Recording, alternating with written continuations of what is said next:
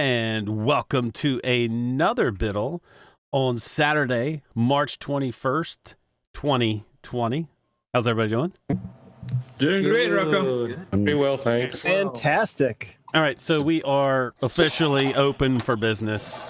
Can somebody make sure that we're live on YouTube, because this is very concerning that we may not be.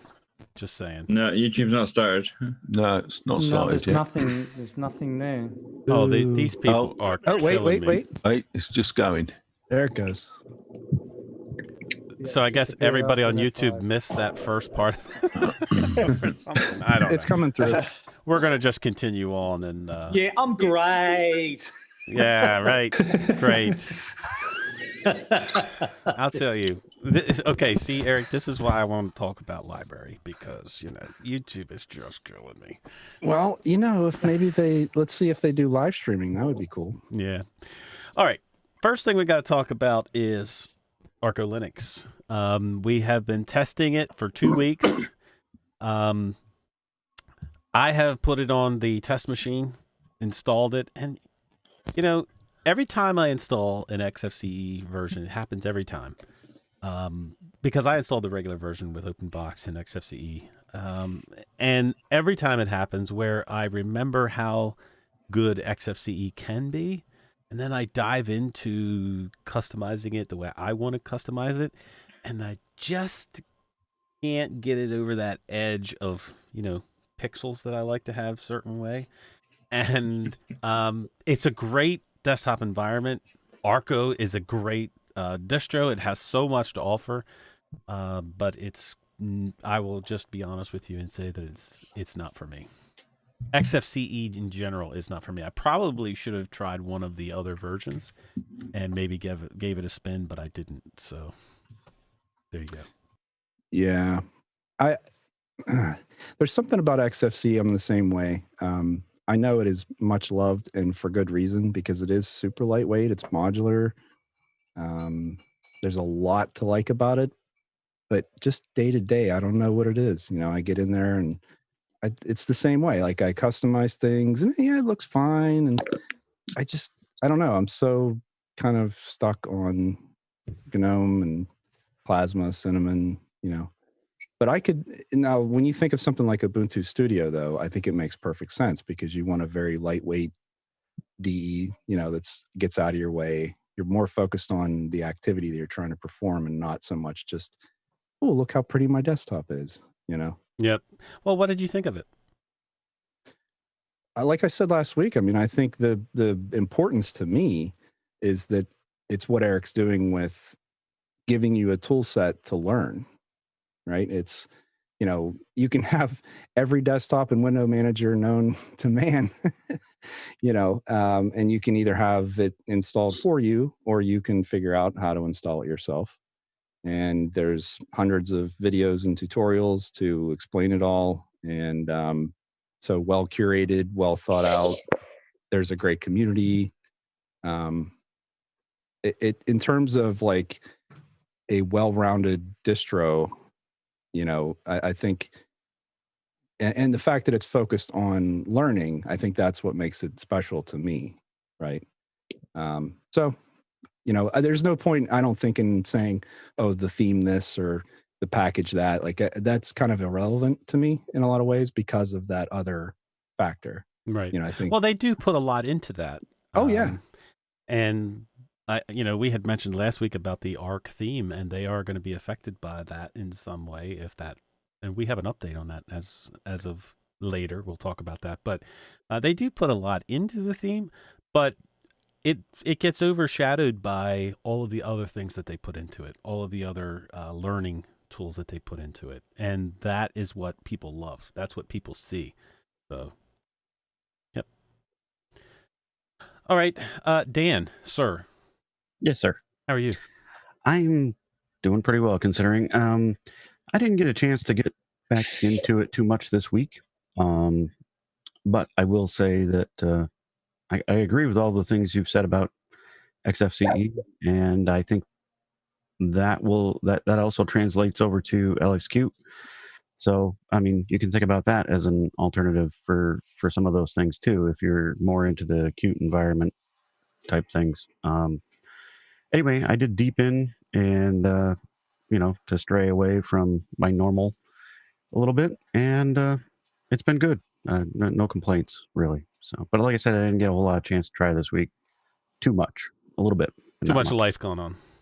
There was a lot of life going on. Yeah. Everybody knows about it. Mhm. Yeah, no doubt. So, Zeb, hello, my friend. Hello. How are you this week? I'm doing very well, thank you. Sorry I missed you guys on the double header last week, but I was with the family, so it was all good. Okay. Did you get a chance to try Arco by any chance? I certainly did, and like Dan, I had a go at Deepin as well. And although Eric is a magician, there's only so much he can do, and Deepin just doesn't do it for me. As pretty as it looks. Zeb, what is it about Deepin that doesn't work for you? Monitors. Its use of the 3 monitor layout for me just doesn't work. As you know, I've got three screens, and I alter the resolutions all the time, and I flick between what's going to be the master screen and what's going to be one of the other ones that are just extended. And the tool that you have to do to use it, because for some reason here it ignores what you tell it to do with NVIDIA settings for some reason. And I don't know if I'm not saving it right. I don't know if I'm not saving it in the right place. But unless I try to do it with the actual tool that comes in that sidebar, it just every time I try to use it, I think, wow, this is fantastic. Oh, goodness me, I've got to use that awful, and I just can't bring myself to use it. So I also had installed the staple Arco Linux.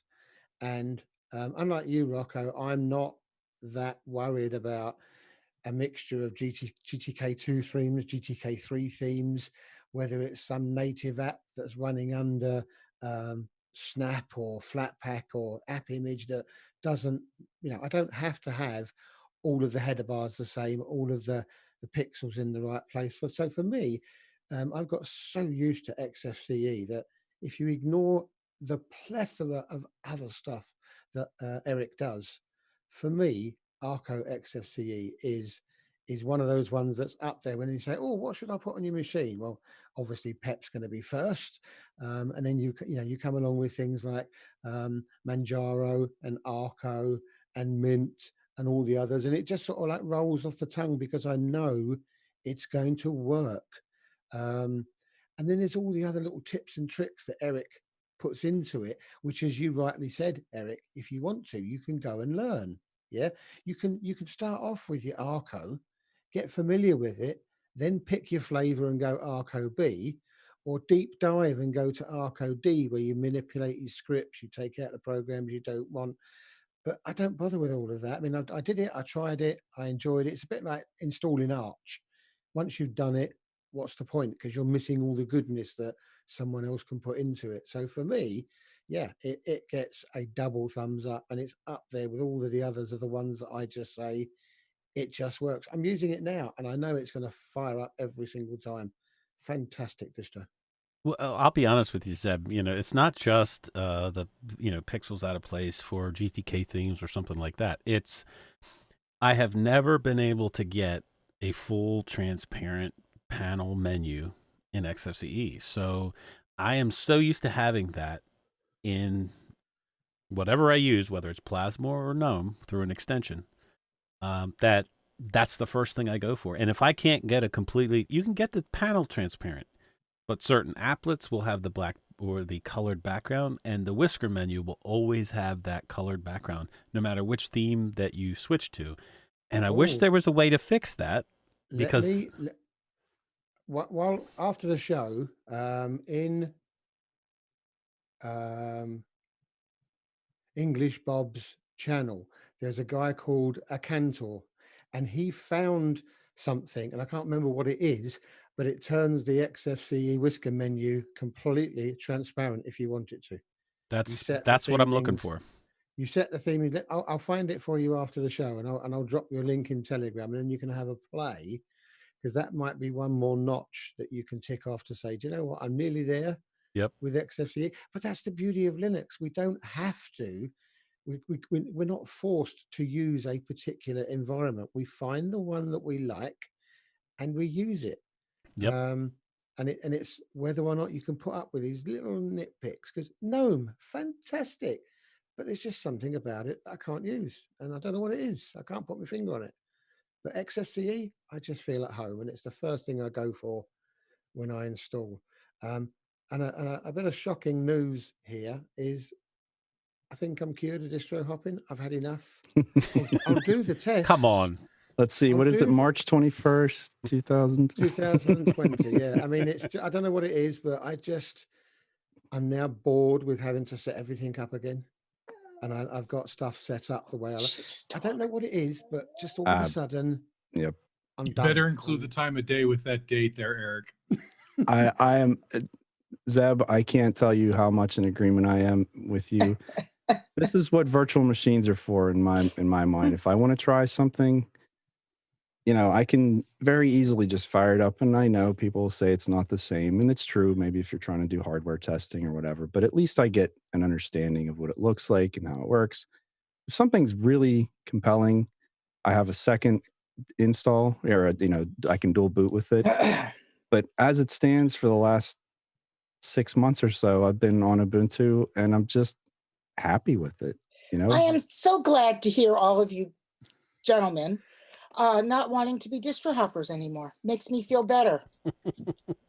Well, Zeb's right. I mean, you spend, once you realize how much time you're spending just getting things set up, and it's like, I could have used and that then you hour. erase it and you go with something else. It's dumb. Like, what could I have done with myself? Yep. in that time? That's been my feeling for a long time. That's exactly why I'm still on Pop OS on the main machine, because I don't want to I got stuff I need to do. I don't want to spend time fixing it, or putting it a certain way.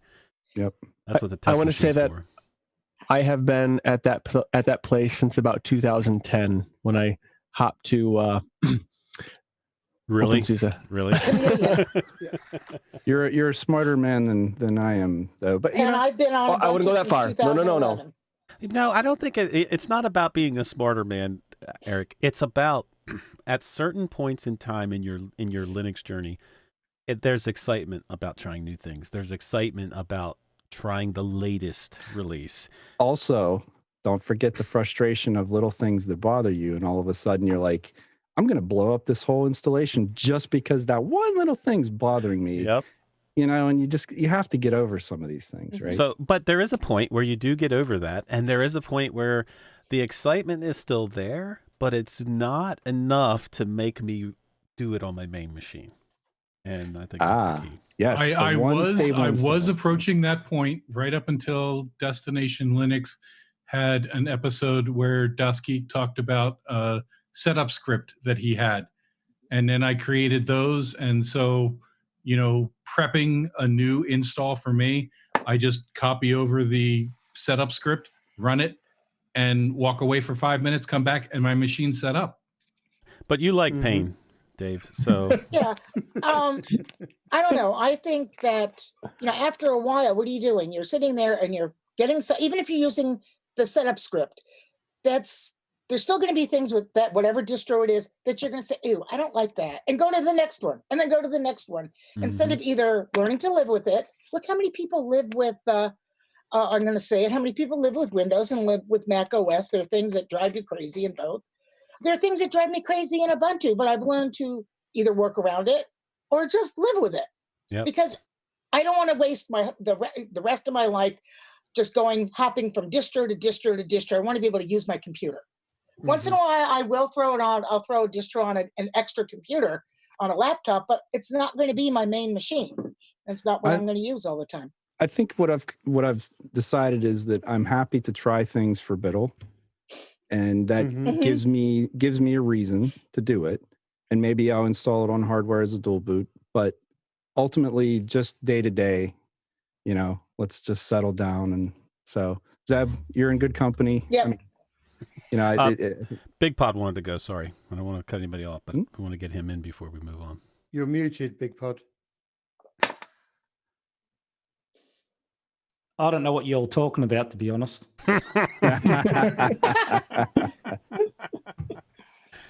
You know right well what we're No, talking can't about, hear you. Colin. Can't hear your No, pod. We'll come back to you right after. Let's Yep. see what Joe had to think this week. I was a little distracted this week. Yeah, so we heard. Good. You want to share the good news? Yes, I am a new grandpa again. I have a new grandson that was born Wednesday evening. 7 pounds, 4 ounces, 20 inches long. Yeah, I haven't seen him yet, unfortunately, but they just got home today, and we're kind of keeping our distance a little bit, which is unfortunate. But I am just busting right now. So, yeah. Congratulations, Joe. Congratulations. Thank you so much. Yeah. Congratulations, Joe. Congrats, Joe. You know, with everything that's going on in the world, we definitely needed this ray of light, you know. So, and Rocco, I know you, much like your distros, you were broken for a while and you sound marvelous. You look marvelous. So I'm glad you're back 100%, my friend. So, I am but no, I am did- 99, so that's good. That's good enough. Yeah. It seems like whatever's been going around takes a while to clear out, but and I hope it's the same for what's going on in the big picture. But as far as Arco, so I did not have a chance to try it. I do recall the last time we tried it that I really did kind of enjoy it, and I'm on board with everybody else. I'm kind of settled into my distro for over a year now, but I do have to tell you, I did have a power supply for the first time in my life go out on this machine that I just updated this past December, which was scary because I went to shut it off, thought it was done for the evening. I said, I forgot something. Went to turn it back on here, pop, and it wouldn't come on. So I go, oh boy, did I find a motherboard, whatever. So I happen to have the other machine, the big one that I took out of here and replaced with my workstation. Same power supply, less wattage, but still enough. Put it in here and it was working. And guess what I did? I pulled the hard drive out of there and I put that as a second one because and I think some of you are probably the same way. I may not be a hopper anymore, but I'm still a dual booter when I have something that I'm kind of riding on the fence about. And I really have been liking what I'm seeing with 2004 Ubuntu. So I don't want to distract from Arco here. But I'm going to tell you what really put me over the edge was the excitement of Mr. Schickel over there when he did his video this past week. This guy, I don't know, you were drooling all over yourself so bad, I was wondering where the napkins were, I tell you. Anyway, so okay, I'll let you guys go on with Arco and say what you have to say before I take away from it anymore, but thank you. Brilliant. Thank you. Thomas, how are you, my friend? I'm alive. Mm-hmm. That's a plus. Yeah. Arco Linux, how did you get on? I didn't have time to test it out this week due to certain other things gobbling up my time. That wouldn't happen to Like? be Draugr OS, would it, in beta available for everybody to download? Oh, sorry. Yes. Your advert and last words, my bad. Yes, it is. So you didn't get a chance to test it as such? No. Okay. Unfortunately, I did not. It was looking there for a moment like I was going to have quite a bit of time to test it. And then bugs. No, sure. Okay. Yes. It happens. It's called life. Yeah. Yeah. All right, then. Aris. Hello. Hello. Hi. So I did you didn't get a test it chance? further this week. Cool. Okay. Dan, over to you, I think. All right, thanks. Tony, good evening, sir. And how are you? Good evening. I'm fine. And you? I'm doing well. So, Good. Arco, how's it going? Still running deep in on the laptop. Works fine. Hasn't put a foot wrong. Really like it, actually. Just shame it won't run on the desktop, but Yeah. there you go. Yeah, I get it. I like it too. I think it's different. So I don't know. That's kind of fun. Yeah, Tony, give me more. What is it about Deepin? Is it the polish? Is it the apps? Is it the... I just like the desktop layout. It's neat, straightforward, simple. All the adjustments are in one place. Do you leave the bar in the middle, or do you make it the full width? No, I leave it as in the middle like a dock. And do you do the menu as a full screen, or do you pop it down as a... No, I just have it pop out from the right-hand side. Okay. Yeah, right-hand side, yeah. Yeah. And everything's there. It's easy to get to it once you've set it up. that slides out the way, you're done. Tony, I agree. I has there like been- having the settings over there. I think that's super Mhm. handy. Yeah. Has there been any changes in Deepin as far as like text? Because I know the last time that I tried it, it was there was a lot of icons, and if you didn't know what those icons were, you didn't know what you were actually clicking on. So have they added like actual text to the icons, or is it still that way? Yeah, I think they have. I think it's quite a bit different. They've I don't know when the last time you tried it was. It's been a while. Yeah. Okay. So you should try it It's again. changed. Just throw it in a VM or something and give it a look, because it is quite a bit different. I'm waiting to see what happens when they bring out version 20. Yeah, it'll be interesting. I mean, like, so the whole bottom thing is more of a panel. I mean, it's not the same as it was. That's No. different. The and then- icons are all different, and they've changed a lot from Yeah. what I've seen. But I don't think it's out until next month. Yeah, pretty cool though. I believe they moved the settings from the right hand side to a normal window. Was that right? Yeah, I think so. Yeah. You still have some of the stuff over there on the right. It's not like it was too much before. Yeah. And so you still have some of the things. Oh, over there. okay. Yep. Right. Anyway. Got it. Yeah. Cool. Thanks, Tony. Okay. Peter, how are you, sir? First of all, Dan, thanks for your support earlier, your encouragement on your tweet. That really helped me. Absolutely. Just a quick word out. I'll be the one that's serious. That says support your local food banks. We need your help right now. Just we need your help. I'll leave it there. Whether it's volunteering, it doesn't have to be financial. Just see what you can do for them. Even if you have to answer phones from home, that's fine. Just help your food banks, please. We're losing a lot of volunteers. Serious mode over. Arco, I like it. It works. I tested it today. I added flat packs to it. I installed Extreme Tux Racer. It works great. So it's a good distro. I like it. And I'm using XFCE. And all the pixels are in place. Is Extreme Tux Cart your test bench? Extreme Tux Racer. Extreme Tux. Oh, I'm sorry. Extreme Tux. Okay. Yeah, sliding down the snow a little on his belly. It's fun. All right. Thank you, Peter. Appreciate it. Dan Kelly, sir. How are you? I am fine, and I did some more testing. I'm kind of like stuck in it now.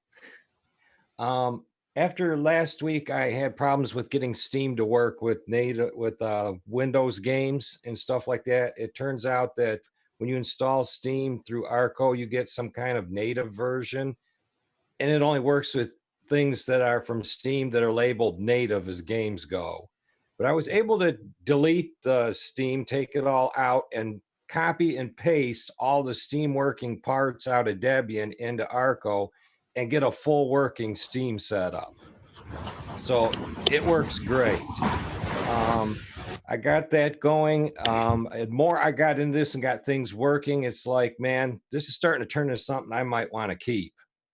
And the next issue I'd overcome was my Epson printer. It seen the printer, but it wouldn't do nothing with it. I went to the AUR. There's drivers there for Epson printers. The Epson driver I got even came with the Epson software. They like ship with Windows. They got a Linux version. Is it also salted like Epson salted? Yeah. Hey, everybody, Michael's here. Yeah, and nobody mentioned plasma either. You know, you didn't need to. The dad joke brought me. Right. You wouldn't know it was Arch except for the darn updates every single day. They give me the chills. Well, you say updates every day, and I'm going to be honest with you. I don't know how many of you guys run Pop! OS on a daily basis, but I swear almost every day I get an update on Pop! OS. I don't know why, but that's just the way it feels. I was on Debian ever since it came out as Debian 10, and it's like maybe once every 2 weeks you got a few updates. You kind of like got excited. Ooh, I wonder what I got now, like a little kid in the candy store, and now with Arco, you get them every single day and you have the reverse feeling like, oh, is this it? Is this going to kill it? Well, I mean, But Arch yes. is it's the same thing. It's not going to kill it from update, but maybe it's mostly just like you have the update every day because the Arch base, which is fantastic, and yeah, I guess it's a little scary too because I kind of really like it. I haven't even had to use the terminal all that much. All the GUIs work fine. It's a great distro for people that want to introduce themselves to Arch. I'm using the Cinnamon version. It comes with the latest Cinnamon. And it just works. I had no problem getting Zoom to work. I'm here with you guys. I got on Hangouts the other night. It was fairly easy to get going. So that's my take on it. I'll let somebody else have a turn here. All right. Can I ask a question, Dan? Did you get your printer working then or no? Yes. Okay. The minute I went to the AUR and it built the drivers for it, not only did it get it working, it gave me a little software suite that you usually get with Windows on a disk, because it is an older printer, but it had a Linux version of that. Nice. The reason why I asked, because I literally, just before the show started, my wife, her laptop has been having trouble with printing. And I know every time I pull down the driver that it searches for, I was having problems. So tonight I decided, let me go on Brother's site, even though it's an older printer, just to check to see if they had a newer driver. And they had a 2018. It wasn't brand new, but it was still newer than what I had. And you have to do a command line entry to put it in and install it. And it's running perfectly right now. So that's the reason why I was asking, because just as an FYI, for somebody who may have an issue that's pulling down the driver that it searches for, sometimes it's better just to go right to the horse's mouth, go right to the manufacturer's site and see if they have one directly that's been updated better.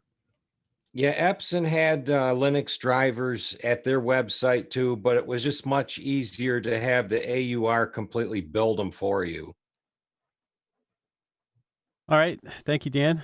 Paul, sir. Hey. Yeah, I did not test it much anymore. I've been playing with Ubuntu server, Pi-hole, and Open Media Vault, which is hard to get together. But earlier on the stream, I asked a question earlier on the Patreon chat for Destination Linux, and I guess it got answered. I got pulled away and didn't get to watch. I'm going to rewatch it later. So thanks a lot, Mike Tux Digital, and everybody else. Absolutely. All right. Dave, you are back. Finally, yes. Finally. Good to see you. We missed you. It is good to be here, and I doubt anybody missed me. We all missed you. We did. So I figured I would be lynched in absentia if I didn't show up for at least one of the episodes of an Arch distro. Well, I was going to say, you are an Arch aficionado. So what did you think of Arco? Well, at first I was just going to cheat. I swung my chair around and turned on that machine and booted into it and updated it and ran it for a while. And then I figured that was kind of cheating. So I actually did load it onto a laptop, and following Derek from DistroTube had a couple videos lately showing awesome window manager. And it's been a couple years since I've used that. So I dug into that and installed that version. I have to admit, I really like what Eric and company have done with the Calamares installer. I haven't seen it since quite a while, apparently. But I really like the way they've almost made it the equivalent of the OpenSUSE installer. Did you do D and then you had the list of all the different desktops to pick from? Nope, I actually did B. I went straight to the. I knew I was going to use Awesome, so I went to the B version of Awesome, and then just picked the software to go in it.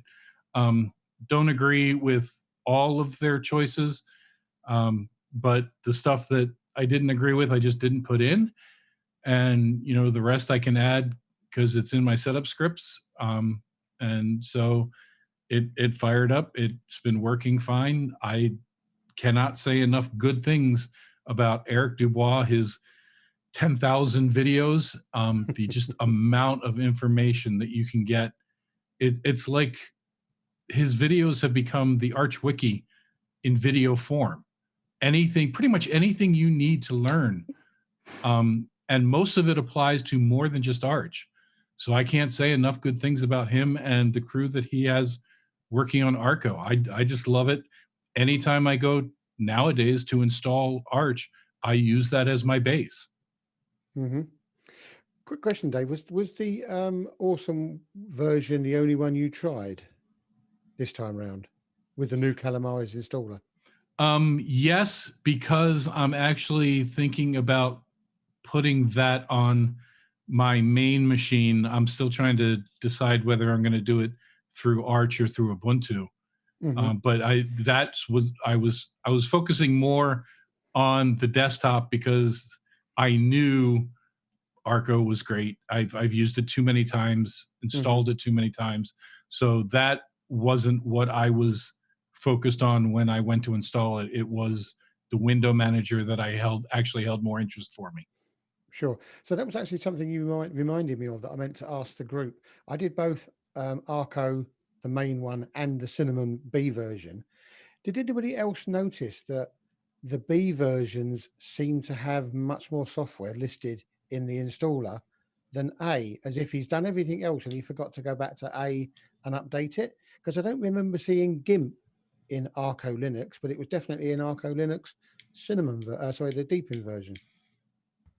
So with the B versions, they're meant to be more minimal, so that's why you have more choice.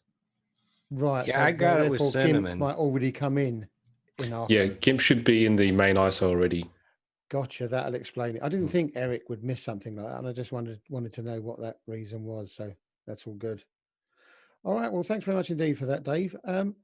Tony, the bearded wonder, you are up. Did you try Arco? I didn't. No, I wasn't originally going to be here this week because this is the late night one for us. But with everything that's going on at the moment, I don't have much to do tomorrow morning, so I thought I'd pop in and say hello. Just to go back to the conversation you were having about settling down on a distro, I've got my Linux Mint, which I've been using for the last 9 years, so that's my go-to distro. I only settle down already. Wow. Pardon? I mean, settle down. 9 years. I mean, come on. You can at least get to 12. Yeah, well, you've got to have a bit of variety. I was on Ubuntu before that. Sure, of course.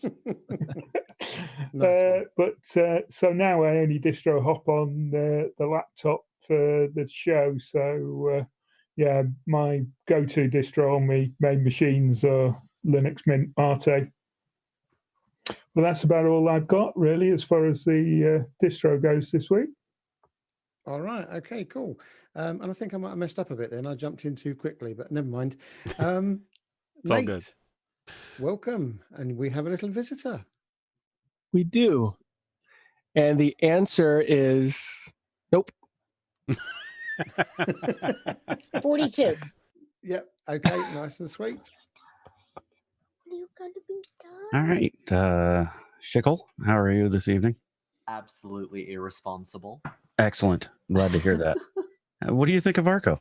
It's pretty cool. I finally installed it on a laptop and I was a little confused at first because I downloaded the wrong version because I didn't actually read what I was doing when I was doing it. As you know, as all fun things happen. It actually installed really quickly for me. I was pretty happy about that.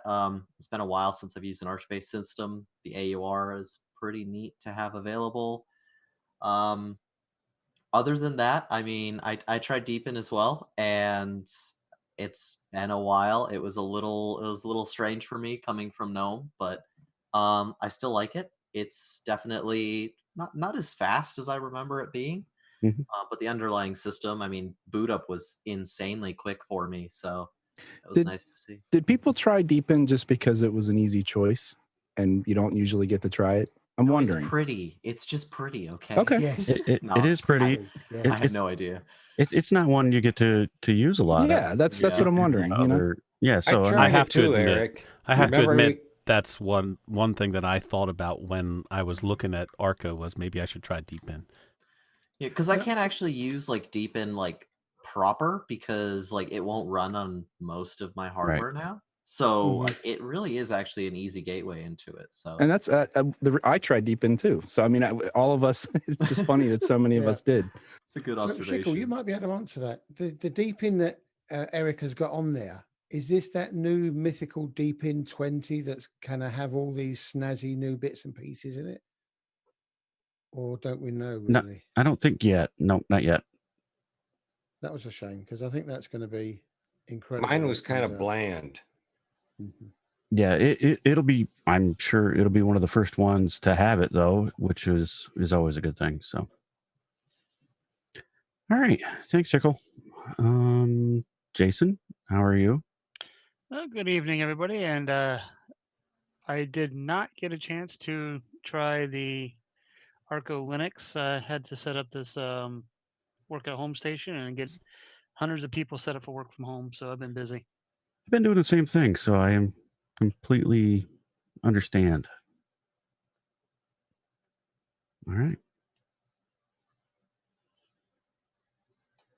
Is it my turn? It's probably my turn. No, it's right. No, actually, Dan was supposed to go twice. I did. I did, Okay. Shickle. Ben. I did not get a chance to, unfortunately. That's all right, brother. Don't worry about it. Colin, sir, yeah, I know you got a chance to try it, so don't even try to wiggle out of it.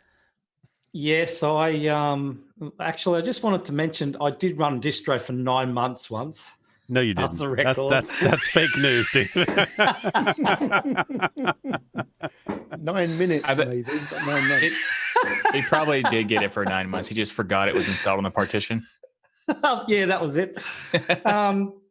Yeah, I was actually doing the Arco Linux B, and I did Cinnamon last week, but I did the GNOME this week, and I made my own distro. So that was a lot of fun and a bit of learning, and fairly simple process, really. At the end of the day, once you watch Eric's video on how to do it, and I think I made about 4 different distros, and it was just experimenting on, what would happen if you did nothing? What would happen if you tried this many distros? And the other thing I found out was you really, he does mention that you have to check his social media to make sure he's not working on the web page, because if you come up with an error while you're trying to build, he's probably more than likely working on the web page. So I didn't check social media. I just came back the next day and tried it again, and it worked. So yeah, I made about 4 different distros. It was a lot of fun.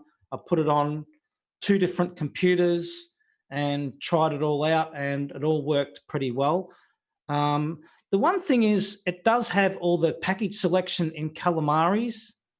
And even though you spin your distro with all those things that are within the distro itself, you still have the choice of selecting them for install in the Calamares packages. So it doesn't recognize that they're already there. So you sort of got to keep tabs on what you've installed. I don't know what happens if you select it again.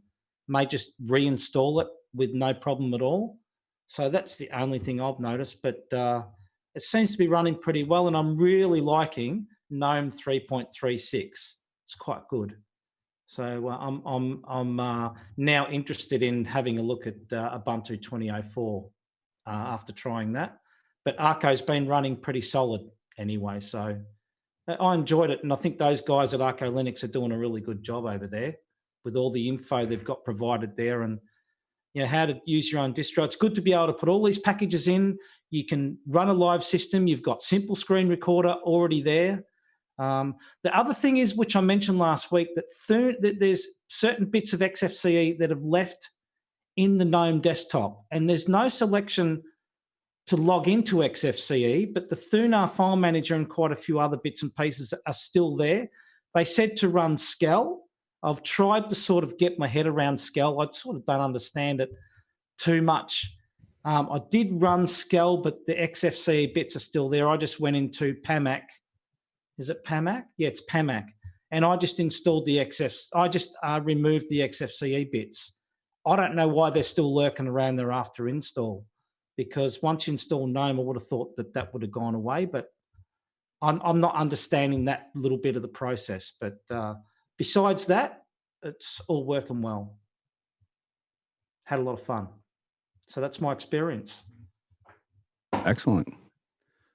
Well, you certainly gave it a good try, and yeah, the Skell thing was interesting when he said that. It's something I know about, but it was not something you normally have to do. So, oh well.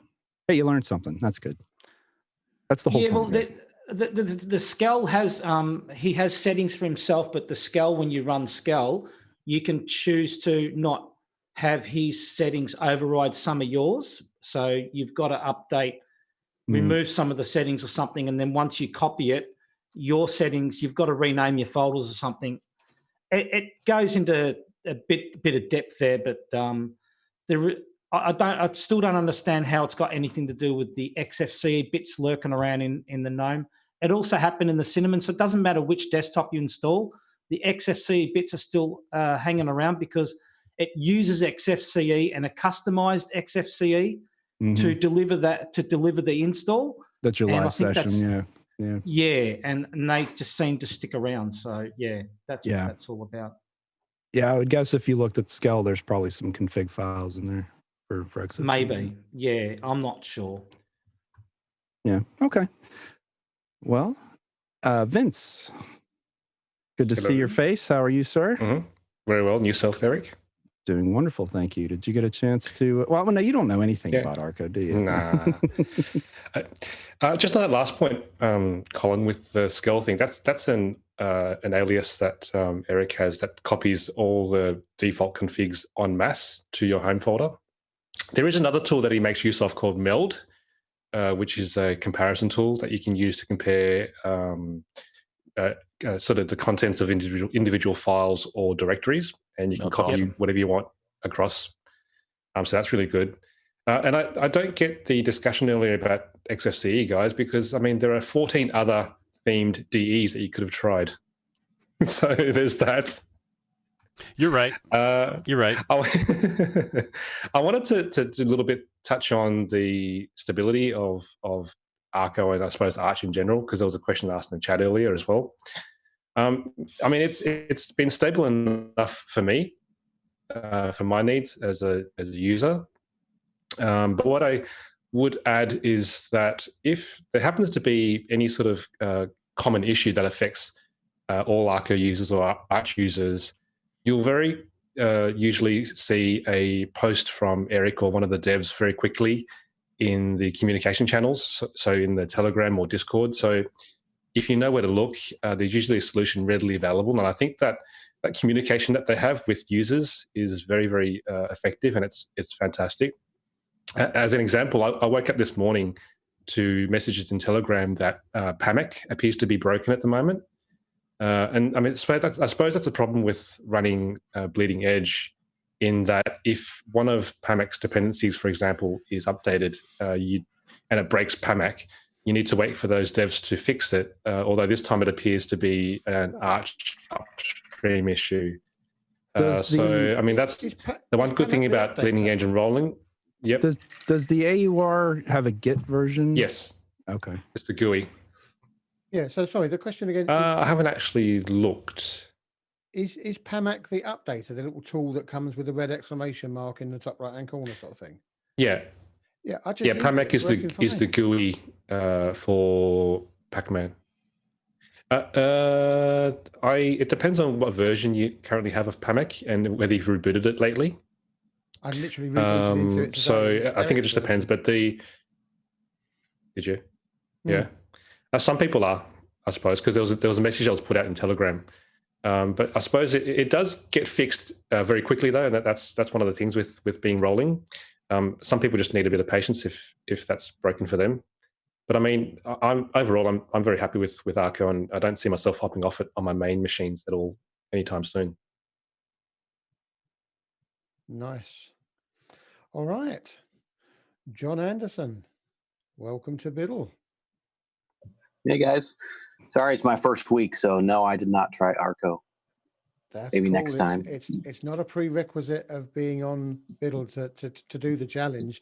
Just having a new face and somebody new to talk to, it's absolutely awesome. Yeah. So glad you're here. Before we go any further, John, what do you run, and how long have you been watching? So I have, I guess, how long I've been watching is only about 3 weeks, but I did go through and listen to close to a year's worth of previous Biddles. So anyway, got some background as far as that goes. Yep. 2 main machines running Pop! OS and 1 running Ubuntu 20.04 right now. Kind of long time in the Debian Ubuntu ecosystem as far as that goes. Fantastic. Thank you for your support, man. Hey, thank you. All right, and Big Pod, I think. Did you finally get your mic plugged in? It should be plugged in okay. Can you hear me? Yeah, we can hear you fine. We've all been there, sitting there wondering, why isn't this working?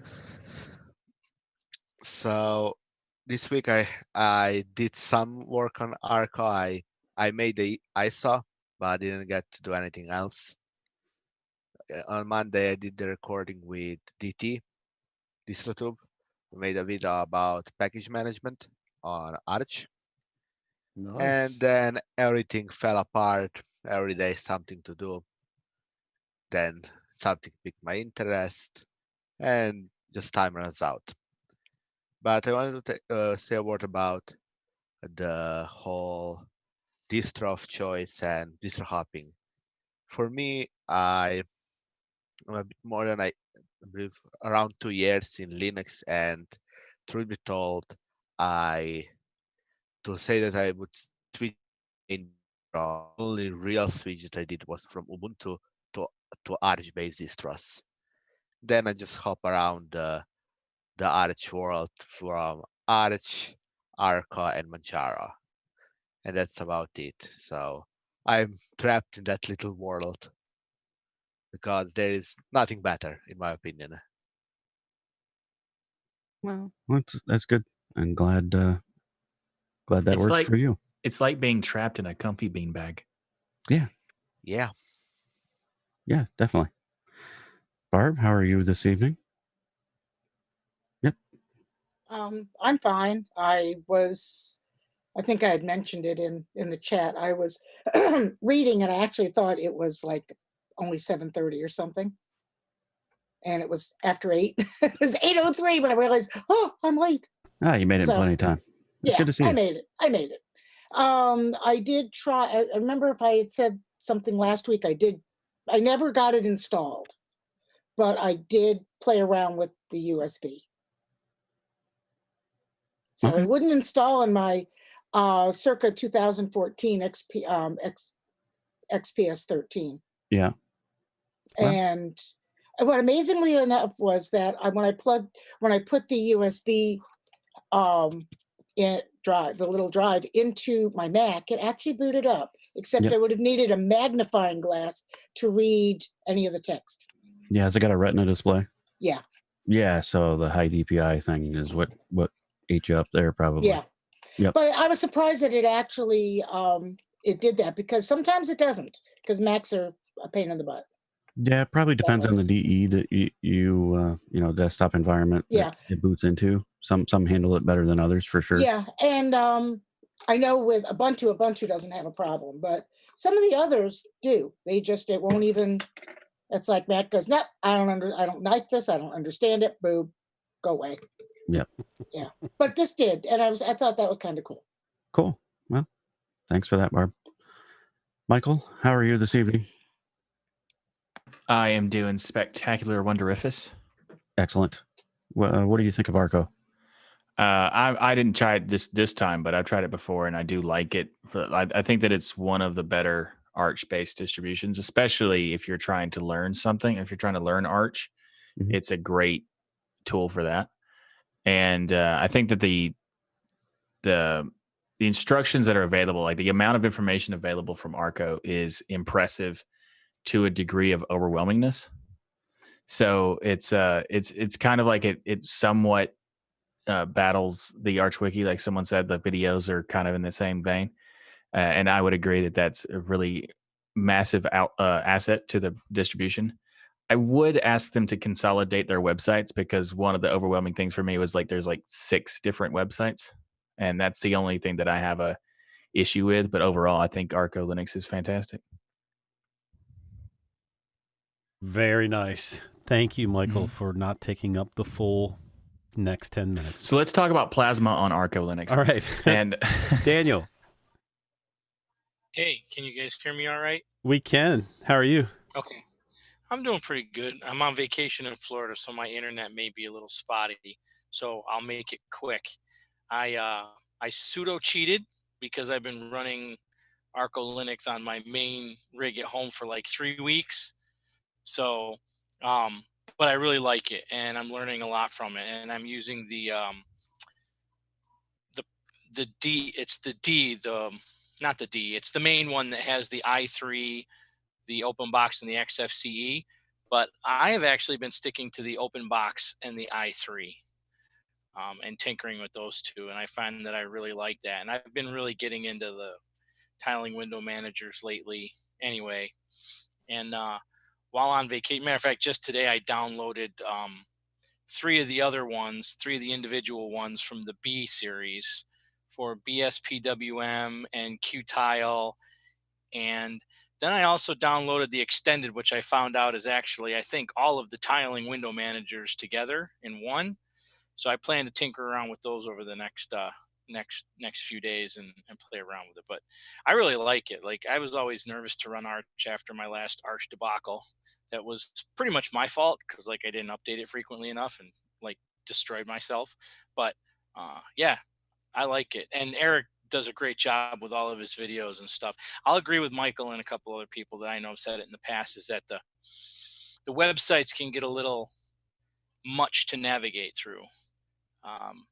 If you're not quite sure what you're doing, you can kind of get lost easily. There's a lot of great information there, but it's kind of easy to get lost a little bit. But other than that, I mean, it's like going to a library, right? You can get lost in a library. Well, nobody goes to a library anymore, but I guess that's dating myself too. But anyway, I do once a month.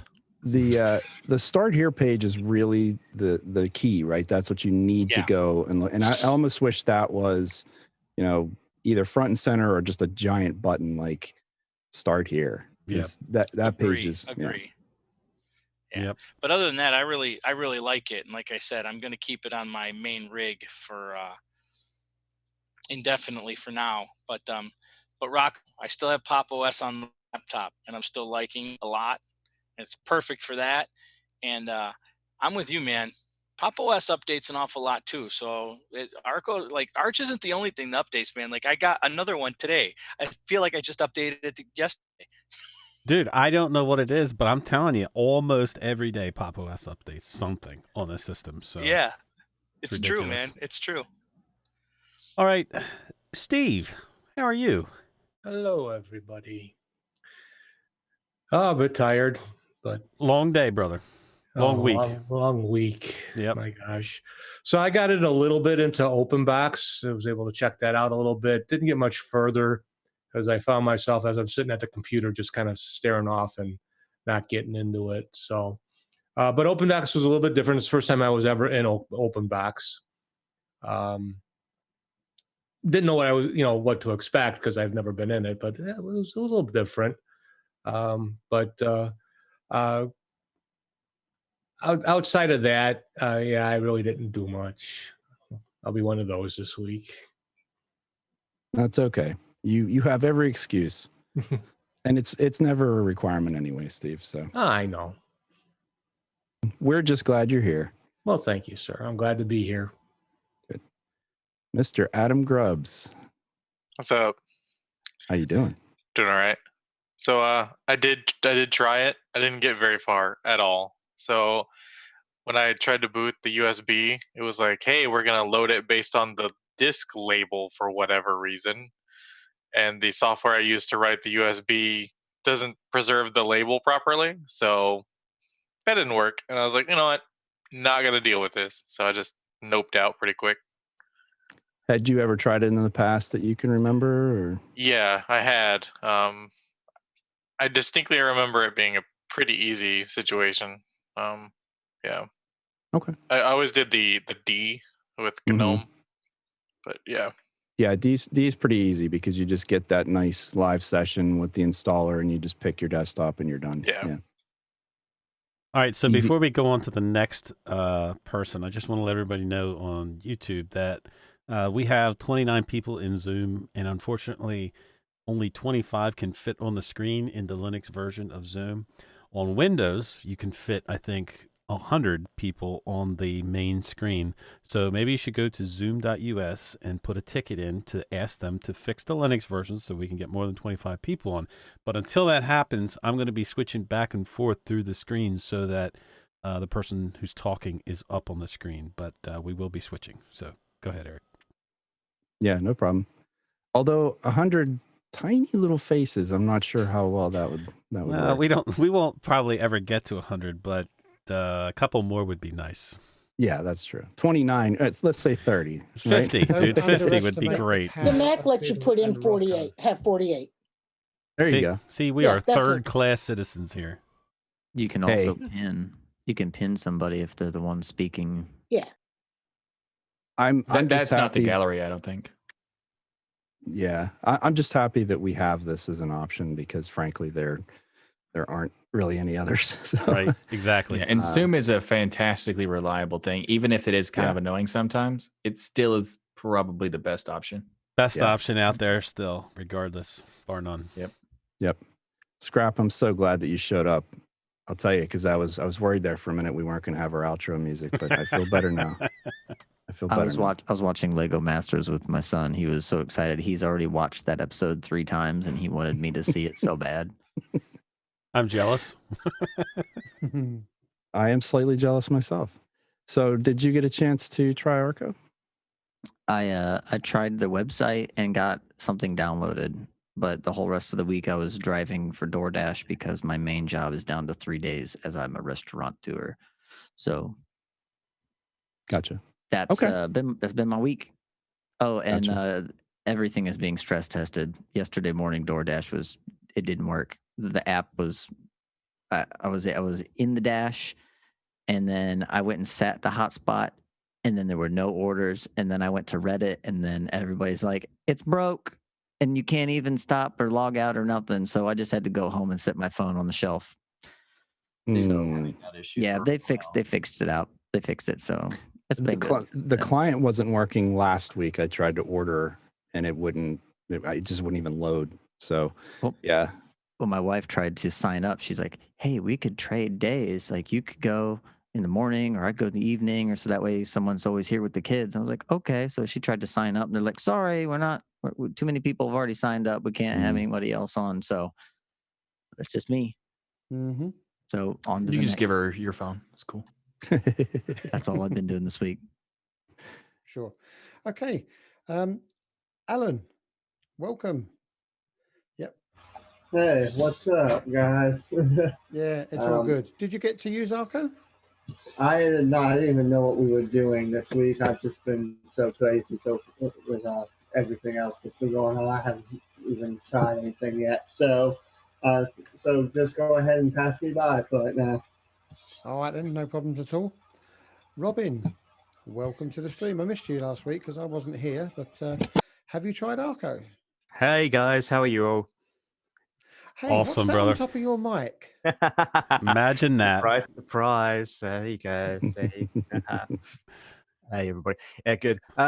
So I've run Arco in the past, but I thought I'd give it a try this week, and was quite surprised actually by how much things have changed since last I touched it.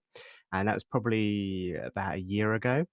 But obviously I do follow Eric's videos a lot, and he pretty much posts a video pretty much every single day now, so it obviously confuses the hell out of me. But anyway, so I went onto the site earlier this week, and obviously was trying to work out what the main differences between B and D was, but then I realized to myself that probably B was the better option for me, because then I can go and just use the Calamares installer and just install the desktop that I want and all the software that I want, and then come up with something that perhaps I might, at the end of the day, end up with something that I like most. But in terms of the desktop environment, I went with Deepin. Why did I go with Deepin? Well, I haven't touched Deepin for quite some time now, and I was quite keen to see if Eric actually implemented version 20 yet. And I don't know, it doesn't look like version 20, but when I did a few commands in the terminal and started looking around the system information, it is actually on 20.3. So that's quite surprising. So if anybody out there wants to try and give it a try, I would suggest having a little play. But in terms of its look and feel, there isn't really much to get excited about. So it's probably the early implementation 20 at this stage, unless anybody else has discovered otherwise. But yeah, Arco, not my daily driver, I would say, but a great little colourful, pretty distro to play around with. And I'd definitely recommend going for version B for anybody that is an intermediate amongst us. Robin, I have one question for you. I'll say it for Michael. Do you have a Destination Linux sticker? And if so, why is it not spun around? No. Would like one, though. We'll fix that. Actually, it'd be Tux Digital, too. Yeah, but I've got, it depends what kind of mood I'm in. Am I an Arch? Am I an Ubuntu? But today, I'm in the Linux world with you guys. Awesome. Cool. I love it. That's cool. Really nice. I like it. All right. Thanks for that. Ezra's, how are you? Oh, fine. How are you doing? Doing well. And what do you think of my Arco? Well, I've used Arco a number of times in the past. I didn't use it this week, so I don't know about the most recent changes, but my preference has always been Arco Linux B if I were going to do it. And I sort of miss the minimal and the bare versions available. He only seems to have one version now of each ISO, which I can understand with 18 or 20 different ISOs. He doesn't want to be doing any more than he really has to. But I miss the bare version of XFCE. The full version, I find a bit too much for my liking. There's just way too much installed for me. The D project, I've played with that once or twice about a year ago. And to be honest, I think if I were going to do that much work building it, I'd just do it the Arch way instead of that way. But the B project to me is the most interesting in building your own ISO from, with his tools. I'd echo the one comment on the website. I'd love to see that website designed a whole lot better. Yeah. It can be a little overwhelming, I think, and I don't know if there's a way to streamline it, then that might not be bad. Yeah, it's not just the one website. It's six. Yeah. Someone mentioned 6 websites. Yeah, it grew really fast in a lot of different directions, and it could use a revamping. Yeah. Right. I mean, ultimate props to Eric for doing all the work he does. I don't mean take anything away from him. Yeah. It's very amazing. Just overwhelming. Yeah. Yeah, it's amazing what they actually do. So it's pretty great. Yeah. And it was good to hear him talk about how their team is growing a little bit too. So that's nice to hear. Yeah, hopefully other people can start shouldering some of the load from him. Yeah. All right. Thank you so much. Mm-hmm. Vash, good to see you. And how are you this evening? Not too bad. Can you hear me okay? Yes, we can hear you. Good deal. What do you think of Arco? I have not got to mess with it. That is on my list to play with at some point, but I haven't got the chance yet. Okay, fair enough. Very nice. All right. Does anybody have any last thought they want to put into Arco topic that they didn't get out in the first set? All right. Those are our thoughts and our impressions about Arco Linux. I want to thank Eric for all of the hard work that he's put into it, his team that contributes, each and every one of them that contribute to Arco. All of that effort does mean something. If you take notice, there were many people in the stream tonight and in Telegram that came with, hey, I usually run Arco, but I decided to install it anyway, or I run it as my main machine regardless. So there's a lot of people out there that appreciate Arco, and that effort is greatly appreciated. So thank you. All right. We have to pick a distro for the next 2 weeks. And I'm going to be honest with you. I haven't been real thrilled with the random generator thingy. Not anything against you, Thomas. Nothing against your script. I just, I don't know. It just doesn't. The idea was very exciting to give us a random distro that maybe we wouldn't normally try, because it would take us out of our comfort zone of trying things that we wouldn't normally try. But at the end of the day, we're here to have fun, and we're here to try things that we like to try and want to try. So I don't think we should be bottlenecked into forcing people to try something they don't really want to try. So you could always get your own back on, Thomas, and let him suffer the feedback next week. Well, I think we should let Thomas go out of beta before we put Dragoras to the test again. Rocco, It's probably a smart idea. There's a like a random generator for YouTube comments. Have you ever thought about trying that too? Maybe if you directed them to the YouTube show or however you do it for this past week, let's say, and say just put your choice in, and then this generator will randomly pick, because I see a lot of tech channels do it when they're doing giveaways. Well, that's what we had, Joe. We had a random generator that was going to pick a distro. Right, but this is done through YouTube. It's different than what you're describing. I know that one you said you've had a little bit of hiccups here and there with it. Where no, we haven't had any. No, only we because haven't. it picked really dodgy. Right. Okay. It had nothing Right, to do with. misunderstood It that. had nothing to do with the script. It had everything to do with just. It picked ones we didn't really want to try. So regardless if it's a YouTube generator or the script, it's just a random generator. So it's the same concept. I just think for the heart of the show, I think we just choose the distros that we want to choose as a group, as a whole. And why don't we use the random generator, Rocco, and then if we're not 100% sure about it, then we take a majority vote. Then it won't be a random generator anymore. Well, I mean, it might, for the next few weeks, it might come up with distros we want to try anyway. You just never know. But It's just a random generator with a veto. That's all. It's right. The random generator only generates what you feed it. Okay.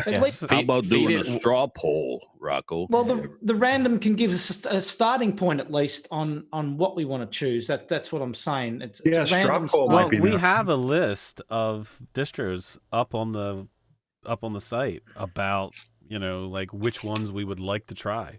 So I mean, and we've had suggestions on people putting the suggestions on. So there is a list, and I'm going to look for it now because I haven't been prepared. But there is a list of distros out there. Does anybody have any distros as I scramble for time to find this? LMDE? Does anybody have any distros they would like to suggest? I was just going to say LMDE. It came out as a distribution release a couple of days ago. Really? LMDE 4. There's a fresh one. Have we tried Debian Linux Mint before? I just got it today. Mm-hmm. I think it was quite a while back. It was. Joe Collins an older just did a version. video on it too this morning. There's another version, just like every version they come out So with. my question is, would that be Debian. considered us trying Linux Mint, or should we just try Linux Mint itself? When's the last time we did either of those? Well, maybe just it's Interesting. an option. You could try DE if you want. I thought Mint was done not that long ago. The thing I find interesting about Linux Mint is it's been such a long time since Linux Mint DE3 that I'm wondering what they've poured into version 4. That was the only reason 3 why I years. mentioned it. Not all that much. The reason it's so slow is because it's following a lot of the Debian track. Not It because has they're the actually- Debian kernel. Yeah. We tried Mint on the week of January 12th, 2019. So it's been over a year. Wow. Okay. And LMDB says it's version 4 beta. When's the last time we tried Linux Mint Debian, or did we ever try Linux Mint Debian? I think we had the I don't see it. option.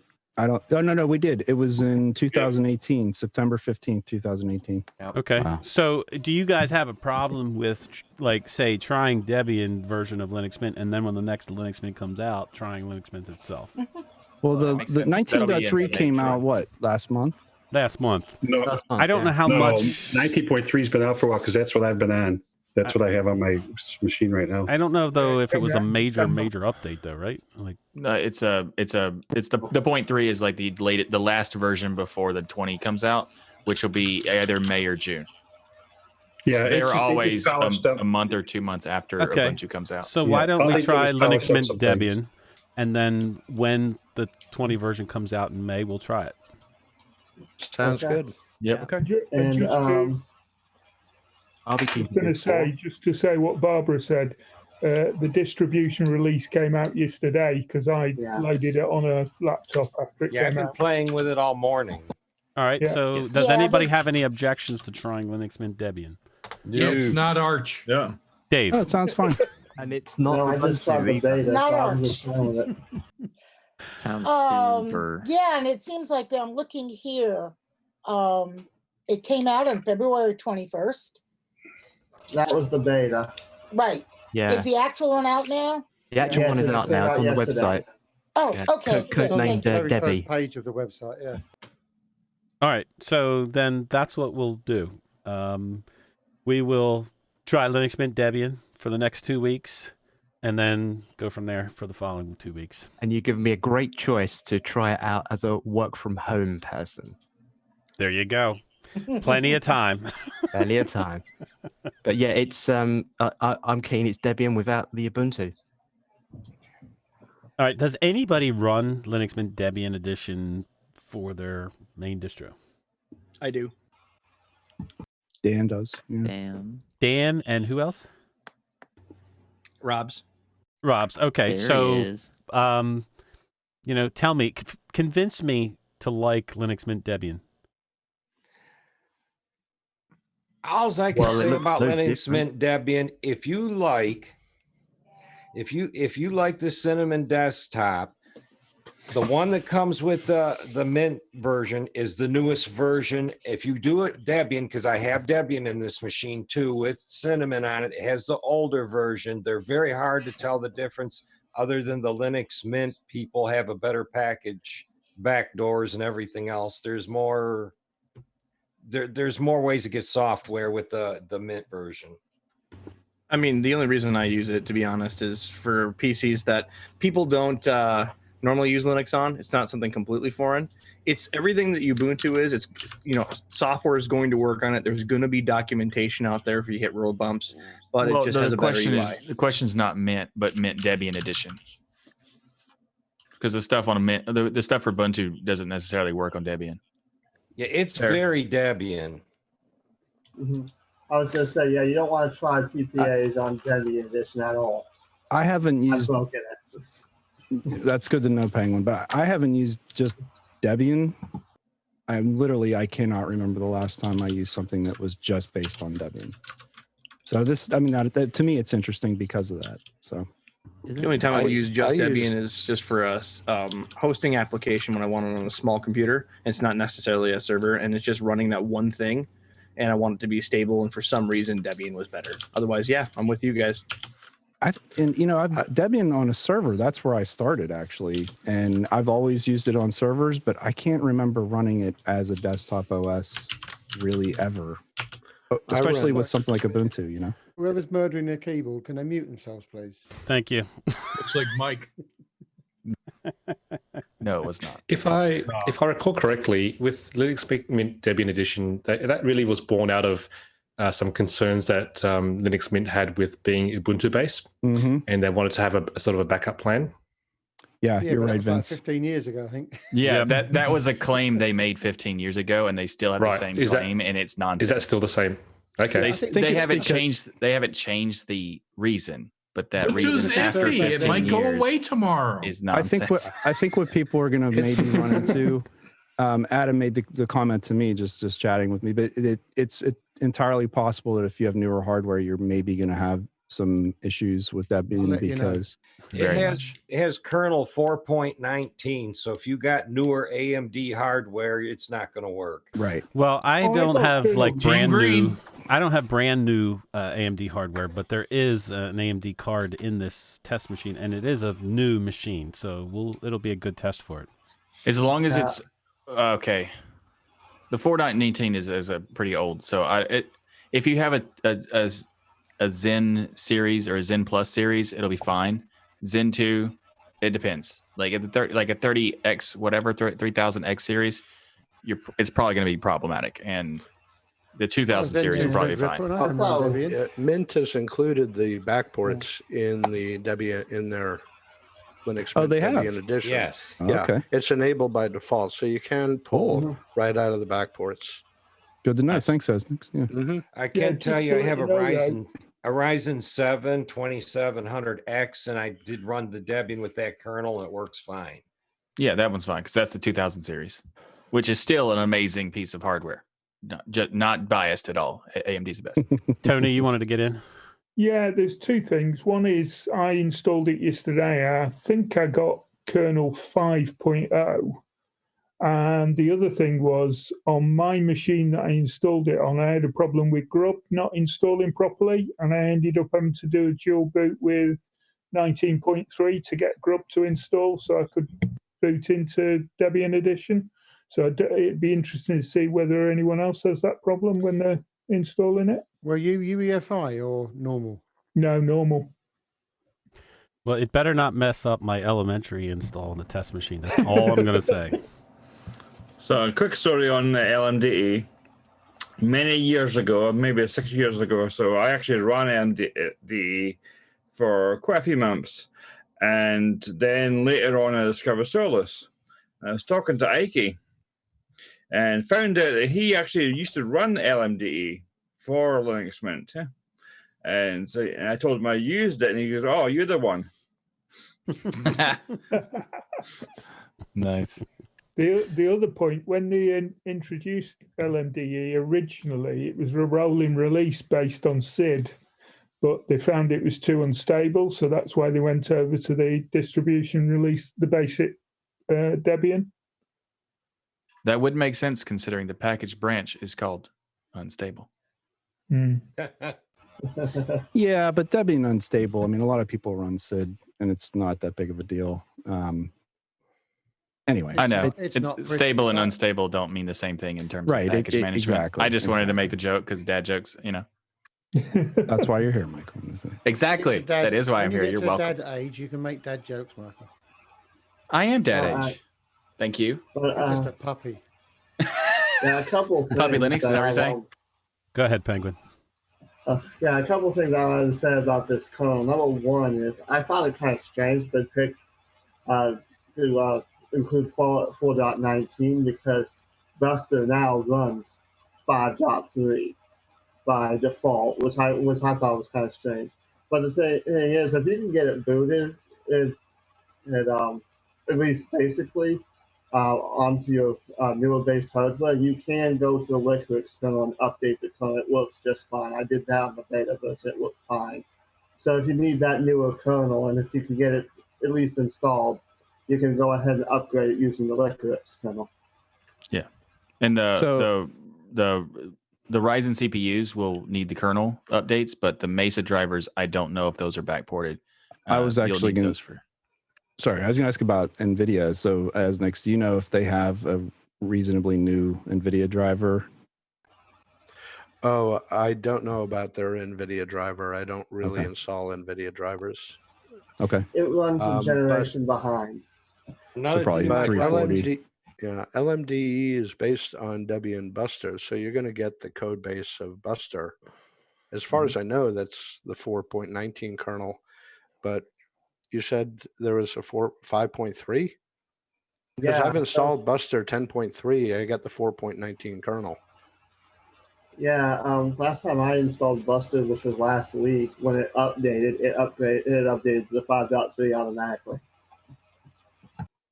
That seems honestly shocking for Debian. Yeah, So that's I don't really out, I don't know. out of Debian. Mine did the same I updated thing. today. I'm still on 4.19. Yeah, my kernel stuck there too, but it did update some other stuff and changed it to the newer version. Yeah. Personally, my hardware works fine with 4.19, so I don't want to be updated if I don't have to be.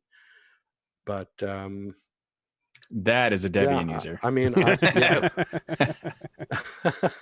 well, I run old hardware for a reason. It's stable. Yep. Sure. Yeah. All right. So there you go. Linux Mint Debian will be our distro for 2 weeks. I do want to get to an email. Actually, we have two.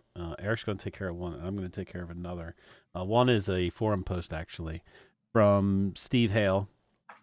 And he is, I guess somebody who watches and posted in the forums at the suggestion of Bill. And is Bill here tonight in this massive? Yes. Oh, yeah, he is there. Hi, Bill. I'm here. How are you, sir? I'm alive. That's good. So what's your connection to Steve, Bill? Or is it just you just saw him post in the Yeah, I welcome? just saw him post in a welcome thing, and I'm like, well, I just think it's important that newer or people that have left and came back give us their impressions, because some of us have been here for a while and we're jaded maybe or old dogs, but new people that are coming in, that what roadblocks they hit, I think is important. So yeah, cool. It turns out I'm a young pup. Thanks, Zeb. All right, so I'm going to read this, and you guys are going to hear some things that you probably have thought about yourself when you listen to it. So he says, as a new Linux user, Bill suggested to introduce yourself about his Linux journey. So he originally played with Ubuntu back in 2006, and after a disastrous family photos loss, always have multiple backups, he forgot about Linux until about a year ago. So he had concerns over online privacy and Windows 10 telemetry. That started him back on his journey to Linux. And initially, he says, I was only looking at hardening Windows 10. He talked about a site called privacytools.io, but that brought Linux to his attention again. So started looking at Debian, and he quickly gave up as I could not get it installed. So maybe this next week, Linux Mint Debian, we can maybe make it a little bit easier to install Debian. But he says, I think I then stumbled onto DistroWatch and started looking at the top 10 list. I know what you guys think about that metric, because obviously it's not a good metric. But to be honest with you, let me ask you a question. Most people will look at that as a metric that aren't really familiar with Linux. They will He look actually at that as a metric. explained. He actually explained in a recent DistroWatch weekly post about what exactly that means, and it really is just a popularity contest, basically. And as he says, it just shows how many people are interested in a given thing. It doesn't mean that's how many people are using it. And so, people who disparage it and say, "Oh, it's you can game it or whatever." It's I don't think he ever intended it to be that way based on the way he's explaining it. So Well, the problem it is may not solely be the fact that he calls it ranking versus trending. That would solve all of the issues. Just change the word. We done. I mean, but I think all of us are obviously going to not look at DistroWatch as a ranking. But like I said, there are a lot of people that look at that and say, "Hey, these are the top Linux distros." So either way, regardless of if it's right or wrong or indifferent, it's still looked at as a list. It will confuse people because it uses the word ranking. That's the biggest issue, because they're going to rank it because it says ranking. Well, when I was when I first started getting into the whole Linux thing, one of the first things I did was I Googled top distros or whatever, and I came to that site, and I mean, it didn't trick me or anything. I mean, I just tested out a bunch of different things and ended up on like Linux Mint, but it was it was good for new users to see a list of all the different distros out there. And I don't think it's ever, I've never looked on that list and been like, wow, why is that? I mean, the things that are popular because they're popular. Yes. Sure. Yes, exactly. My story's very similar. Well, again, Michael, I think you're hanging up on the word ranking, but I don't think most users will be hung up on that word. No, that's where it comes from. That's why when people say, "What's the top distros?" they go, "Oh, it's a ranked list. I will look at this number of ranked." If they just said trending, it would remove all of that assumption. Well, look, you are correct. We know that distros don't even have the metrics to be able to rank themselves, right? Because of the way that. So this is in lieu of anything solid. It at least gives people, like Jason said, like Dan said, I mean, I still go to DistroWatch just to see the news, and I mean, it's a great site. I agree that the maybe the terminology is a little imprecise, but incorrect. Oh, brother. You are technically correct, Michael, It's but clickbait. for the normal user, it really doesn't matter. No, that's my point. The problem is because the normal users won't understand what they mean by ranking because they don't. They do. They do. They get past that, Michael. They're Apparently not it hung up on doesn't. that word. But your entire point is they're confusing it with a ranked top list, and that's the problem. If I that don't was not think there, any- it wouldn't happen. I don't think answer this a question, normal Mike. user really cares whether it's a trend or a rank. They go to that Yep. site just to see Yeah. what's there. Yes. Not, Absolutely, they don't care Jason. what's on top, what's on bottom, whatever. They just They want to see do. the choices. They do. There's so many people who say like, I'm gonna I have use to this mute because him. it's I'm number gonna have one to on mute him. DistroWatch. I mean, y'all are just being ridiculous. See, the weird thing is though, in the age of Twitter, trending equals ranking. It's the way the youth look at it nowadays. What is trending is what is ranked highest. Trending That's means just the popular. way they see it. All right. Well, then that maybe should be another word, popularity. Because the truth of the matter is somebody who's brand new to Linux that goes on that site, they're going to look at it as, oh, this is, the better choice that people are picking. I mean, and if you it's the same thing, it's popularity. So, but if you take the top list of them, it's not really that far off. I mean, I agree. Right. I agree. If you went to DistroTube, DistroWatch. Yeah, Derek. A lot of people go to DistroTube, Colin. Just saying.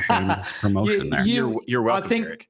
I think Checks the in the top mail, 10 or Derek. whatever, the top 10 would be realistic to what any of us would probably say to a new user. You could probably use those, And let's not forget, Michael is ranked as a young pup. Let's not forget that.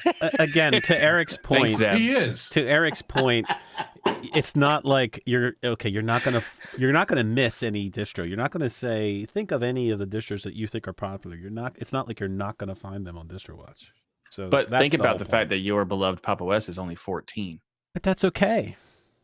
But I'm saying that people confuse it with the ranking term. They confuse it as a top ranked list. Well, it's qualified. It could though. be It says anything else. all right. Can I say something? Yeah, but that's I that's don't only think because people they complain for years. actually care that, oh, this is number one. No, they're just going to look at it. And I agree with, I don't know, somebody said that.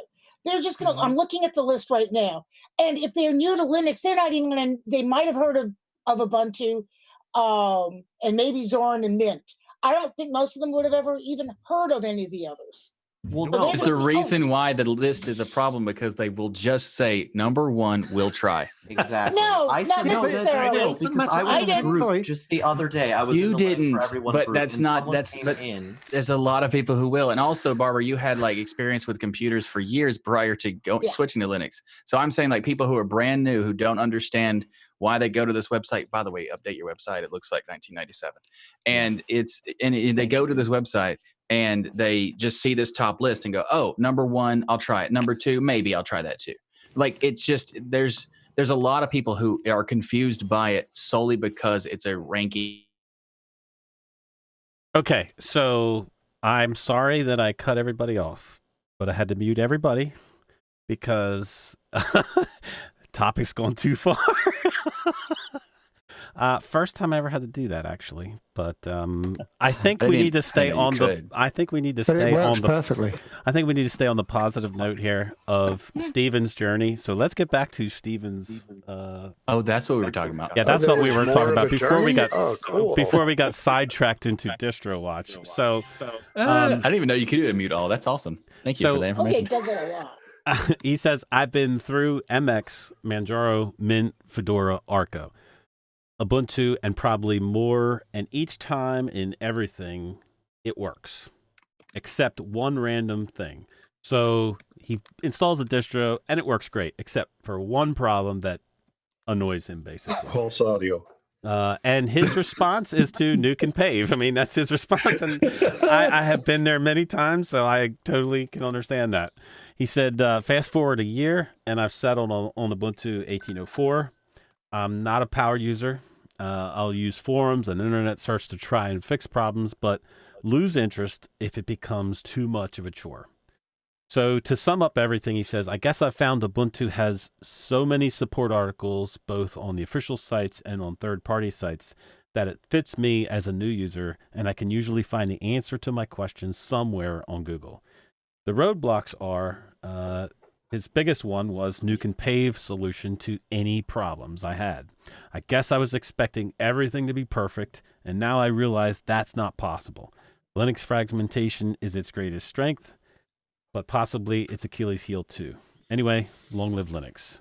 I thought that was a fantastic post, dude. That it encapsulates so many things and so many people's Linux journey.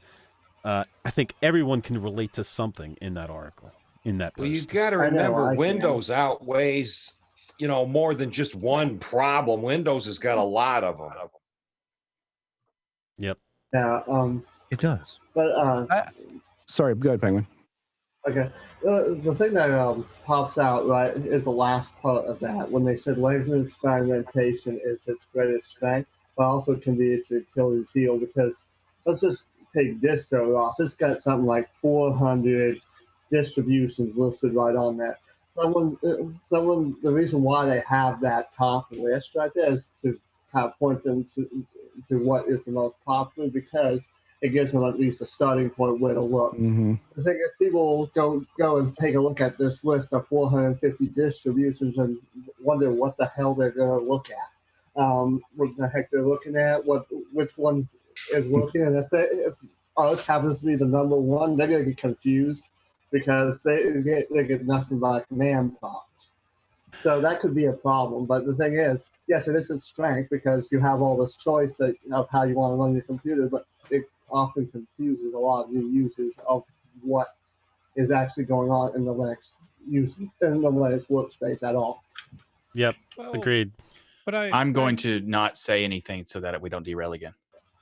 I think part of the problem, though, is we're assuming that these Windows problems are really problems for most people. Most people do not interpret them as problems.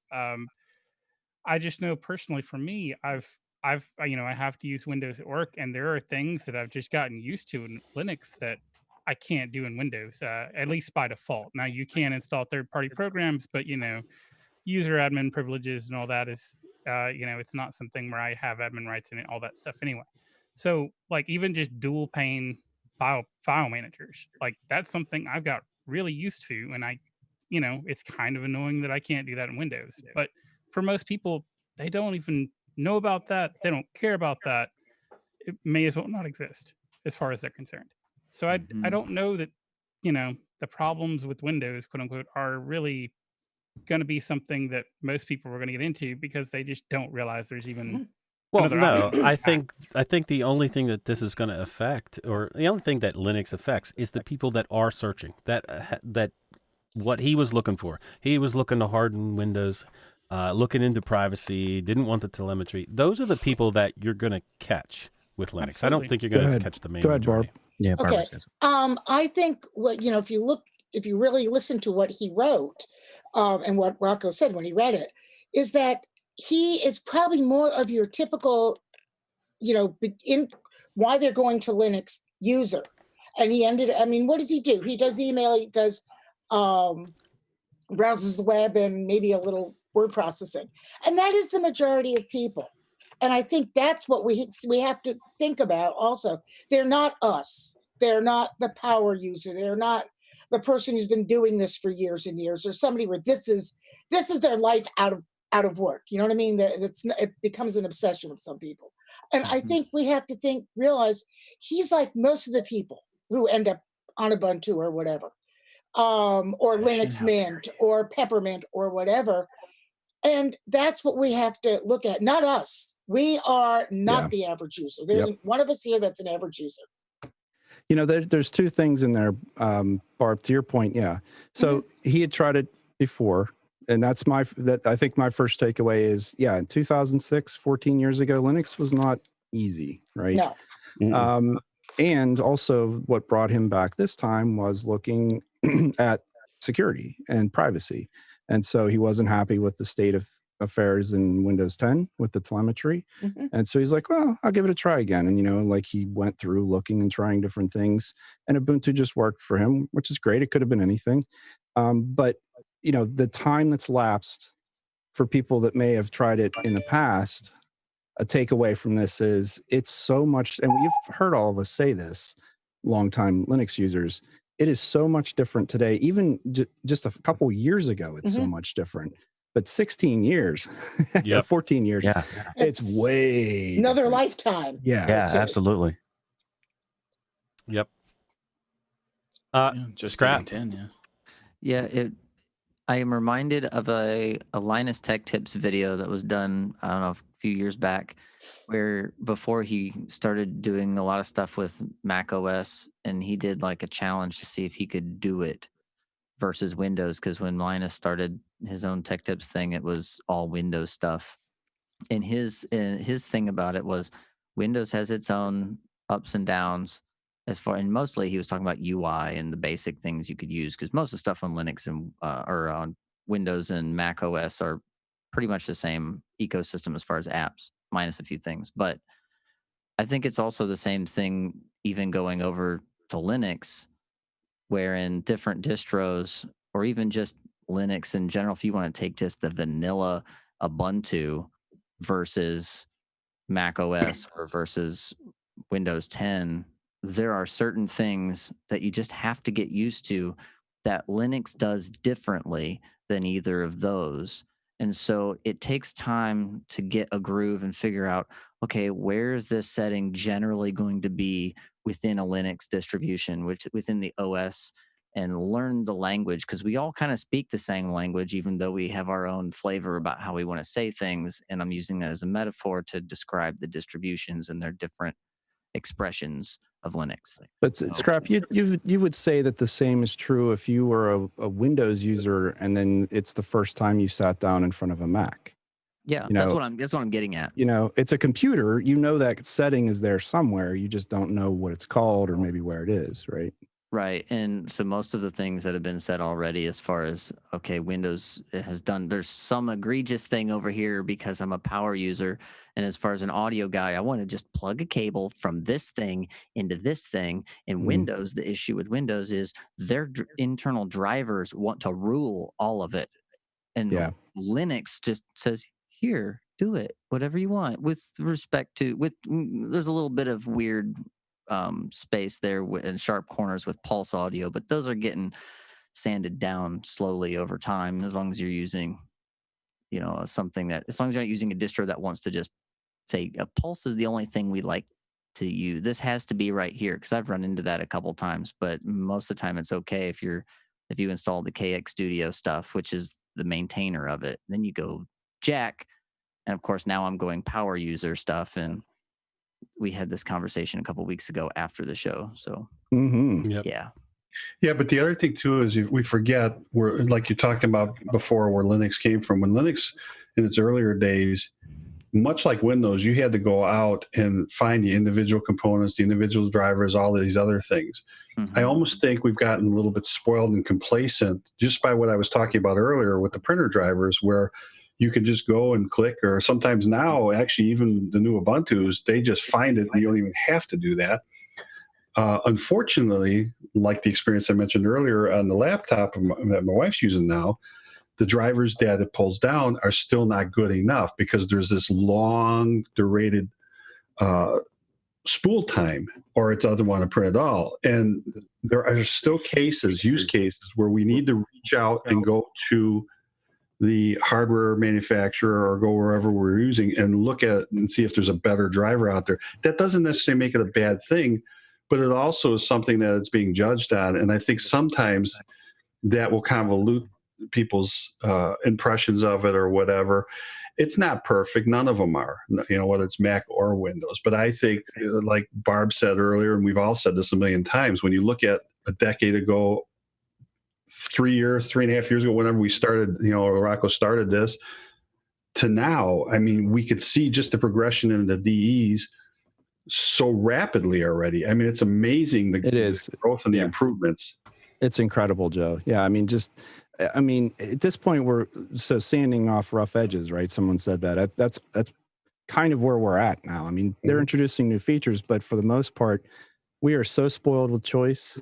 You know, we talk, oh, XFC isn't like maybe something we prefer. I mean, it's silly. There's so many good choices. But anyway, we have a new visitor. I wanted to say hello to Simon. You're getting called out, sir. How are you tonight? Hey, good evening. How are you guys doing? Doing great. Doing great. Welcome to Biddle. Thank you. First time here. I've been lurking around for a while, and I've spoken to a few of you in other places and in the chat, and love you guys. You're great community. Well, we're really happy to see you here. So what brought you to Biddle? What's your background? If you're interested in sharing, I'm not trying to make you. I've dabbled in Linux for a few years. Started off playing around with Ubuntu and Fedora back in the day. And recently had a laptop, an old Compaq that I wanted to breathe some life back into. And Jason from Linux for Everyone, he was talking about Peppermint OS. Ah. And welcome. Thank you, Seb. And I installed Peppermint OS on this laptop, and it now has an uptime of over 100 days. Nice. Wow. I love it. It's a 10-year-old laptop. I'm not running the main desktop environment on it. I actually run DWM on it. Wow, nice. Change the thermal paste on that thing. Yeah. No, it's it just sits there chugging away. Nice. I mean, I've got a server that's running Debian that has over 2,000 uptime, 2,000 days uptime. So yeah, you can run the crap out of Linux and not have to That's restart. great. I love it. So Simon, what are you using that system for? Just basic tasks, or? Yeah, it's mostly used for basic tasks. I use it to SSH into my DigitalOcean droplet, which runs remote IRC. Oh, there you go. Okay. Great. Well, hey, welcome. I'm glad to see that you made it. For all the other people out there lurking, come on. Come join us. Come join us. Yeah, still plenty hope of to room. make this hope to make this a regular thing. Yeah, you're welcome anytime, brother. Yeah. Hey, they Especially put up if with you're a Wayne, put up Peppermint with user. anybody. I knew you'd get that in, Zeb. Yeah, Zeb, you might be a little biased there, though. Don't let these guys like Dave scare you off. Okay.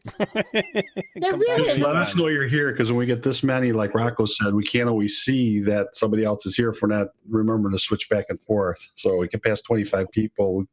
So you got to speak up a little bit. This is a record. We had 32 people on Zoom at one time. So Oh, I remember that one. It's kind of, well, this is tonight that we have 32 people on. Oh, so but didn't we have more than 25 before? we did. We had, I think, Yeah. 30 was the highest we ever got, but 32 is pretty good. So it'd be That's nice okay. if I'll Zoom would. just set this Again, I'm going to to- say, please bombard Zoom with requests to add support. Be for polite, 25. be consistent, be annoying. Exactly. We could all just switch to Windows. Stop it. Oh. Well, okay, so speaking of Windows, Do they have a Proton version? Dave? Yeah. speaking of Windows, Dave, Eric good, has an good email. segue. Yeah, Dave, good segue. So do you remember, it's probably been about a month now, we were talking about someone who had bought a laptop and wanted to game, and then we had talked about maybe an external enclosure for a graphics card and all that stuff. Ring a bell? Yep. Yes. Okay. I do remember that. Okay. So we got another reply back, and basically, so I'll just read it. Once again, thank you for all the feedback on the HP ZBook G3 discussion. I sold my gaming PC and computer desk for $220. I also had an older AMD PC that I sold for $100. So he's trying to get some money for his enclosure. And I went ahead and bought the Razer Core X off Amazon. I had just enough money to cover taxes. I got it yesterday, Sunday the 15th. Zorin OS auto-detected, but I couldn't get it to switch to the RX 480 card. I gave up on Zorin OS, and after about an hour trying to get it to work. I know I gave up way too soon, but I was having problems after upgrading the version last week, getting a PPA error. So he formatted his SSD, reinstalled Windows 10 Pro, plugged everything in. You see where the story's going, folks. Mm-hmm. And everything worked flawlessly. So he's getting 60 frames per second on high settings and 1080p. He's a very happy gamer and pleased with the purchase. So thanks for the advice on the external enclosure, but Windows for gaming, and so the idea is it's the best option for him at this moment. So at some point, maybe he'll come back to Linux. But at this moment, he did try. Yeah. But at this moment, it's best for him to run that for his gaming. And if look at yourselves as far as what you have running. Like if I didn't have this show, would I still run Linux every day? If I didn't have this community, if we didn't have so many awesome people here, would I still run Linux? I don't know. It's easy to jump into Windows and jump into Call of Duty Modern Warfare because it just works. So, but I dual boot. That's not for everybody. Yeah, well, like for me, I mean, with the cat ears over here, that's my work computer. That's Windows. Yep. Right over here is another Windows machine. So I do still run Windows. I have my Linux box, and I have my Windows box, and I have my Mac. So I do run all the operating systems because each one has their strengths and each one has their weaknesses. And I use my daily driver is the Linux box and the Linux machine, but I have to use all the other stuff for troubleshooting and for internal employees and stuff like that. And also use this machine, my other Windows machine, to remote into my work desktop that I have at work that has other files and stuff on it. So there's certain things I have to do with Windows, so that the Linux machine won't let me do. And there's certain things on the Mac that I have to do that I like to do on the Mac that the Linux machine doesn't let me do. At least the version, so far. Right. And Jason, you were the ones we were talking a few weeks ago about, being pragmatic. Yep. This works here, so I'm going to do that. This works here, so I'm going to do that. Does it have to be an all or nothing? I mean, we always circle back to this. Does anyone except hardcore Linux purists care at all what people run on their systems? Oh, I care only what I run, nothing else, no one else. It doesn't matter. It's. I mean, why is it when someone says they run Windows, like there's a certain segment of people that are just like, oh, that's terrible, the worst thing ever. Like, if this is the solution that works for him or for anyone, what difference does it make? Yep. It doesn't affect you. It only affects them. So be happy that they found a way of getting what they wanted to accomplish to be accomplished, regardless of the operating system they're using. Yep. How many times do we say it? Use the best tool for the job, and for that job, for him, that's the best tool. That's great. Well, now what would be interesting to me is if he uses Windows to game because that was his objective, but then when he's just using his computer, if all of a sudden he's like, I don't really enjoy this as much as I did Linux, because that's what I find. So I have a suggestion for that because it's a laptop, and I don't know how many people still use the DVD drive on those things. I take it out and I put another SSD in there. Some don't even come with them anymore. Right. So that's exactly what I did with my test laptop. There you go. Popey had made the suggestion of having 2 USB keys and having one as the destination, and then you can still use that to boot up your system with a permanent install. Yep. Yeah, it's a good solution it's a permanent, semi-permanent. So it's like USB, like SSDs last forever at this point, and USB drives are not that good. Like depending on what brand you get and depending on what version, like they are sometimes not very good for consistent writing. So I would say like don't rely on it. Make backups of every possible thing you need, but it is a good solution for like a temporary permanence. So it's like persistent but not permanent. The other thing you could do too is you can get an enclosure for an NVMe drive. You could get any size you want. You want to get a 1 terabyte, 2 terabyte, whatever, and it sticks out a little further than a typical flash drive, and just boot from that. Uh-oh. Uh-oh, what happened? Accidentally shared. Okay, so all right, so we should out. Hi, Simon. Whose shared that desktop is that? Simon Pettifer. We need to stop that, please. The reason that we don't share the desktop or share screens in Zoom is because it messes up the YouTube stream. So, Well, how do we get back? Stop share. Yeah. Well, Oh, Well, there should be host controls for this. There should be. There you thank go. you. Pick a ticket. Yeah, I was Write a wondering ticket. what was going on. But It's all good. Well, that it gave us I a heart like- attack. Our all our desktops went blink. Yeah.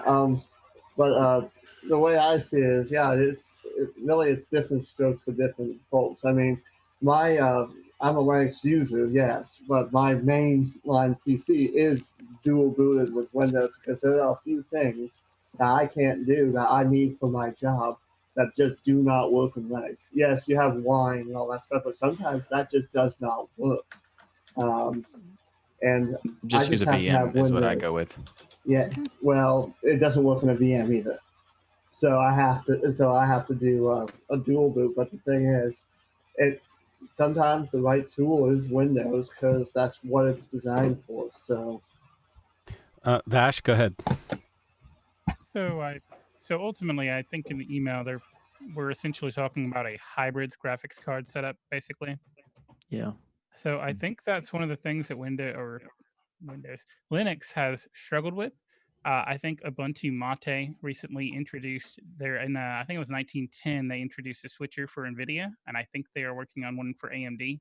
So once that hits the switcher for AMD hybrid graphics, that may be the ticket to what he needs to actually get that all working in Linux if he wants to try it again.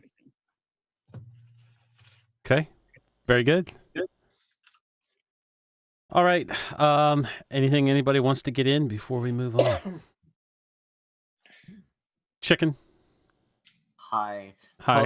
Totally random. I normally don't advertise stuff as much, but like I started a second channel where I make car videos now. So I seen the latest one on the country. I seen that one Was it the too. Countryman? Country. yeah. So if people like cars, I'm not good at it, but I'm trying, I'll get there. I thought it was pretty entertaining. That is the most interesting sell ever. I'm not Chicken- good at it, but if you want to check it out. Chicken, you're familiar with was it Saab Kyle?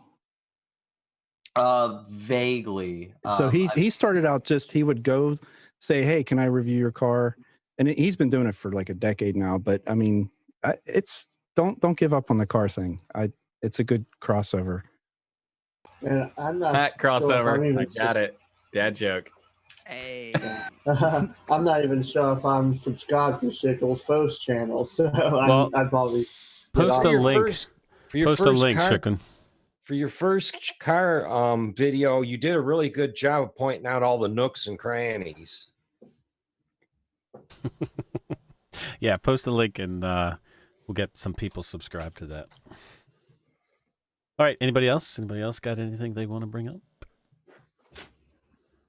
You mentioned the Arc theme. So last week we talked about Arc theme not having a maintainer and being broken in GNOME 3.36.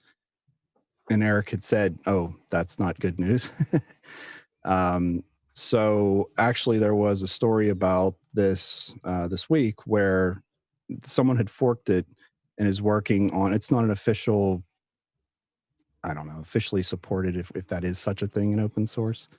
But someone has forked it and has already put fixes in and is working on updating things, and then also some fixes for 3.36. So somebody's picked it up, which is, again, I mean, this is why open source works, and it's beautiful. Like if your commercial product is just not supported anymore, or it still runs on XP, which is why so many XP desktops still live in the world, because there's no new version. Open source, hey, someone can fork it. Yep. And just, Well, I think that, like, it's a welcome thing regardless, because, the Arc guys are, decided they weren't going to continue to maintain it. They're looking for somebody else. It's not like you got a choice that you pick somebody and say, here, you take this over. Anybody who's willing to step up and take it over or fork it, that's a welcome change. So, Did they Right. fork it or take it over? right now it's just a fork. Okay. So it's literally just a fork on GitHub, but the person doing it has done a lot. And it was Joe from OMG Ubuntu And so he actually reached out, and apparently the guy is, what did he say? JNSH is the developer behind the revival, and says plans to keep it the same, updated with new toolkit and desktop versions, resolve pre-existing issues, improve the polish and theme while preserving the original visual design, and then fixes for GNOME 336. Nice. So a lot of projects use the Arc theme. You may not like it, but it is a solid, complete theme that it works well as a GTK theme. I think it's a very nice theme, and I also point out that Arc. One of the reasons I like Arc is that they cover everything, everything. Yep. And they even support for Plasma, even though it's a GTK based theme. They still do that. It's like that is like the amount of effort put in there is massively important. So I'm glad that it's not going away. Well, let's hope that the people that forked it are able to keep up with it as much as the main. Well, to that end, if it's something you're interested in and there's anything you feel like you could do to help, I mean, it's out there. It's worth reaching out and saying that. So I also like the fact that the screenshot has the window key, buttons on the left of the window. That amuses me. I don't know why, but it does. All right, so I wanted to I know we only got like 5 minutes left, 4 minutes, but I wanted to bring up library. Okay, the Destination Linux podcast, Michael, interviewed, what's his name? Jeremy Kaufman. He's the CEO and founder of Library. Yeah. So they interviewed him the other day, and I had my videos up on Library for a while now. But I never really did a whole lot with it because there's all these different, there's BitChute, and there's all these different ones that have come out as an alternative to YouTube. But that interview, there's sometimes when you listen to somebody talk as far as a CEO of a company or the leader of that company, and you're more behind the product now because you got to know the person behind it and what they're doing and what they're after. And I think that's what happened for me with this interview. I really like him and what his goals are. He was upfront with everything. There was no trickery behind the scenes. And I think that was very impressive. That was a good interview. So I'd like to put it out there that the videos are on Library if you would like to go watch them. But what does everybody think of Library itself? I think that it is going to be something really special, and they have, if you think of the totality of functionality in YouTube, I mean, we can talk about how basic. Sorry, Steve. We could talk about how basic the chat is and how goofy it is that they roll out updates, and like they do a lot of things that is really annoying. But if you just look at all of the features that they've developed over the last decade, someone's trying to provide a similar experience to that in a completely different way with a distributed technology backend and with blockchain. So it's not just like they're creating a repository of videos and hosting them. It's a completely re-engineering and reimagining of what hosted video content can be. So I am giving them absolutely the benefit of the doubt, having talked to Jeremy and being able, being a creator on there, being a consumer on there. I think it's a good platform and it shows great promise, but it definitely is in the early days. They've made a lot of really great improvements in a very short amount of time. And so, and they're out in the community, they're talking to people. So it has all the indications of being a very strong contender, something we've all been waiting for. And I think we just need to be patient and to be encouraging. And if you have feedback, give the feedback, but let's. Well, I think the question is, would you as a regular consumer of videos go to Library to watch them? Because that's the biggest thing. If you don't have the people going there to watch your videos, it's well, kind the of content a has point. To be there, right? I mean, it's the. But if the content was there, would you go watch it? Yeah, I would. I would. I've got a question on Library actually, Rocco, because I've uploaded a few videos there, but my library stopped working. I've got it working again now. I was going to sync my YouTube channel, but I already have a name there. Does it change your name when you sync it, or? Well, what you can need do to- is you can contact them, because I had the same issue, Colin. Right. And I had made 2 accounts, and I didn't know which. So they just put them together for me. So it made just one channel. So I would do. Basically, I would what they contact want them. you to do is to create the sync, and they will automatically make the channel based on your sync. Yep. But if you already made one, you have to contact them, and it's not that hard. They have a Discord server. You can just go in there, and it lists the moderators. You could just ping them directly in the regular chats, and they will respond very quickly. Yeah, I sent them an email, and they responded like within minutes of the email. Yeah. So it's surprising how fast they are at it. It doesn't make sense. It's like, are you not asleep ever? Well, there's one issue that I have with Library, and that is the limit of size or time for the videos. And they have a 2-hour limit, and I forget what the file size is. 2 gigs. And every biddle is over 2 hours. And some Linux spotlights are over 2 hours. So that kind of wrecks the channel when you go there and there's only half the content there. So that is my one issue with Library. It defeats a little bit of the sync problem, yes, for you. Although we've seen there that is a solution. Rocco's videos, the ones that are over 2 hours, are still getting there. Yeah, there are some 2-hour videos there. I don't know how or why. Well, that's super confusing. But the weird thing is that only applies to the sync. If you upload to their actual service, they don't care about how long the time is. If you upload to library.tv, there's a limit to 1 gig. If you upload to using the app, there is no limit whatsoever. You just do whatever you want. Well, I have no problem with going back and uploading the Linux Spotlight episodes, but I am not going to go back and upload 3 years of biddles. Yeah, the unfortunate part about the sync of it not pulling over on the first initial sync, I mean, there's no way to handle that, right? Yeah. So it's just kind of like start from this point forward. But that's one of the things about libraries, that they do so many things that are awesome, and there's also every once in a while there's a hiccup. Like there's some things that are just confusing how it works. There's it's confusing how the tipping system work. It's confusing how it is the LBC stuff in general. It's confusing how the trending stuff works, the tagging stuff works. But there is it has a lot of potential, because Library has they care about the solution, and they have a structure where it's designed. They can't ever take it off. Like they can't it will never die as long as the community wants it to exist. Right. And they can do it in a singular structure. And I love the fact that they acknowledge that that's a necessity, but also that the centralized way of using it with library.tv is also a necessity. So they make that possible to use both. So if you just want to watch, you just go to library.tv. If you want to be a creator, you have many other options. So there's so many different things that I like about Library. And they did recently introduce new features.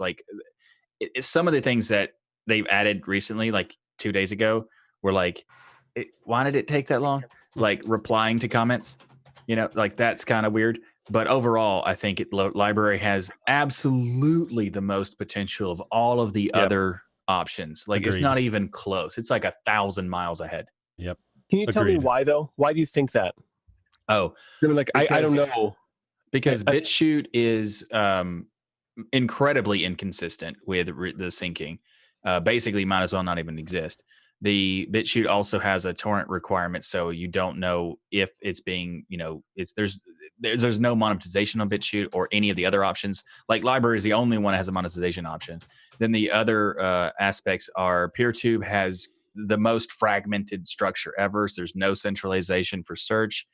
They all just have massive, massive holes that are just fundamentally not possible to solve. PeerTube will never solve the fragmentation problem. BitChute could maybe solve some of these problems, but they've had the same problem for 2 years. So I don't expect them to solve it. But I think the two important things are, one, they have the monetization structure, like you said, and two, they have that ease of setup for creators to sync their channel.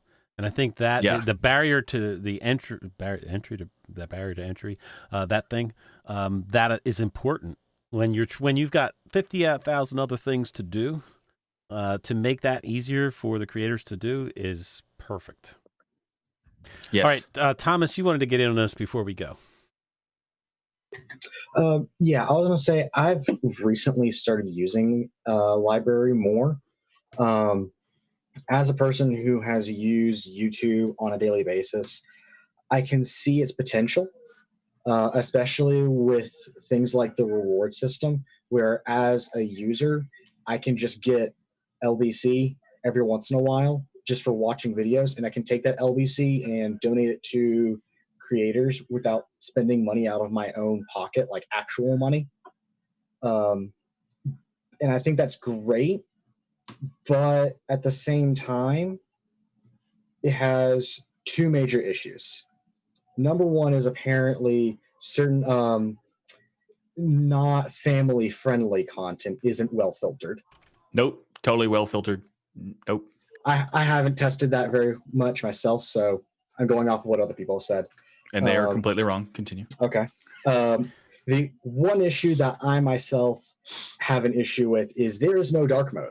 So if you're trying to watch movies late at night, it will blaze your eyes out. There is a dark mode. There is. Yeah, I just put it in dark mode. No. There's a desktop. There's a dark mode on the regular theme. Oh, is there? The regular library.tv. There's a dark mode on everything. Absolutely. I have not found a dark mode on the LBRY beta app. Yeah, go to settings. It's right there. Go to settings, scroll down, and actually the app itself is basically really directly connected to the library.tv. So the features are very, very close to the same, and they definitely do have the service. They both have dark theme. And also the mature content stuff is off by default. The only way to see it is to turn it on. Yes. So, but I am looking at this. I am looking at the settings right now on Android, and there is no dark Android mode. is a different topic. I know, but on the app, there's no dark mode. On the website, there may be. Okay, wait. Before we go any further, I think there's a little confusion here. When we're talking about the library app, there's a Linux app. Yes. You're talking about a Android app. and We're I talking use about both. the Linux app, and that does have a dark mode. Okay, that's fine. But people my age are going to watch videos on their phone. I'm as a much young as they do pup, on thank you. Granted, you are Thomas. not nearly as young as I am. Granted, Thomas. Granted. Yeah. So I think they need a little bit of work there. But if they have dark mode other places, that's great. Get it on Android. And I don't know about iOS because I don't have an iOS phone. Okay. Wait. Before we go any further, we could go on for another hour on library, but we are over time. I just wanted to get Thomas's opinion in there. Thomas, I would suggest you go listen to the Destination Linux interview because all of those questions, those hard questions like data, analytics, and privacy, and all of that stuff are answered in that interview. He doesn't beat around the bush with anything, so that's He definitely even purposely says, "I don't want to avoid your question. Let me know if I mess it up, and I'll come back to it." And then we did that. And he went back to it and answered everything directly. Yeah, like that is so the kind of CEO you want. Definitely something that you should go listen to. But we are out of time. Everybody gets the last word. Eric Adams, last word. Well, Rocco, as always, thank you for doing this. I think now more than ever, it's wonderful to have community and to see friendly faces and to just come and talk about things that are, just of interest and not of pressing concern. Let's say it that way. And Scrap is grooving. I love it. I don't.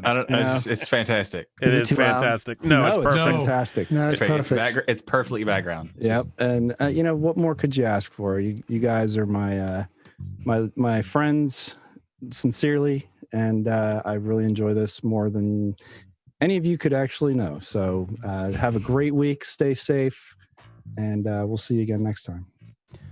Dan Simmons. Thanks, Rocco. As always, it's been great. It's a great gathering here, and good conversation as always. And thoroughly enjoyed Arco Linux.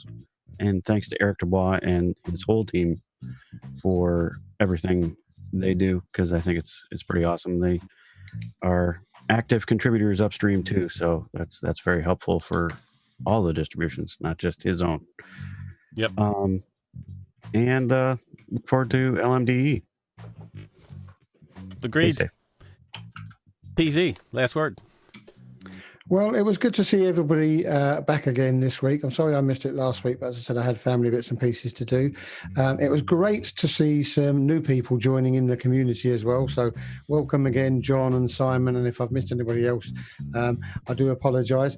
But I'm leaving my last word this week to Tony, because I tried to give him a run for his money, and I don't know if he beat him. But if you look in the YouTube chat now, I've got Linux Mint Debian installed on my test laptop. Oh my gosh, here we go. And thanks for putting this on, Rocco. It's fantastic. And like Eric, this is my family online. So see you all next week. Thomas. All right. Well, thank you for having me on. I'm sorry I wasn't all that participating this time because I was setting up a mine test server. Nice. Drugger OS 751 Beta 1 is finally out, and I will stop pestering you people about it for about 2 months now. Okay. You're welcome. Aris, last word. Thank you very much for the stream, everybody who works on the stream, everybody on. I'll try Linux Mint Debian Edition. Dig it. Tony. Yes, it's installed. Actually, I have to confess, I did accidentally cheat. I had a head start. No, I'd you already didn't. downloaded it 4 or 5 hours before the show onto a pen drive because I wanted to try it. So I Reading just had minds to now, install Tony, or it. what? It's working quite well. Wait, didn't you also like have a head start on the last one? I Yes, swear I there's did. there's How are something you doing going on this? here. He has ESPN. There's something Is going that on good? here. Exactly, ESPN with sports. Anyway, it is installed and it looks quite good so far. So I'm sorry, Zeb, I did beat you, but I was impressed with the fact that you done it before the end of the show as well. All right. I just wanted to add to that it's really good to be here and see everyone, and everyone needs to take care in the current climate we're in. A lot of us are locked down and can't go out, so it's good to socialise without any risk. So this is a good outlet. So it's good to be able to make use of it. So take care, everyone, and I hope to be here for you again next week. Very nice. Peter, last word. LMDE 4 is installed. We're starting a trend here. Also, I've also installed NVIDIA 340 on the older laptop. Working great. Okay, keep safe, keep well, wash your hands, and keep distance from everyone else. And donate to your food bank. Please Yes, do. donate. Please. Yeah. Donate and help. All right, Dan Kelly. You're muted, Dan.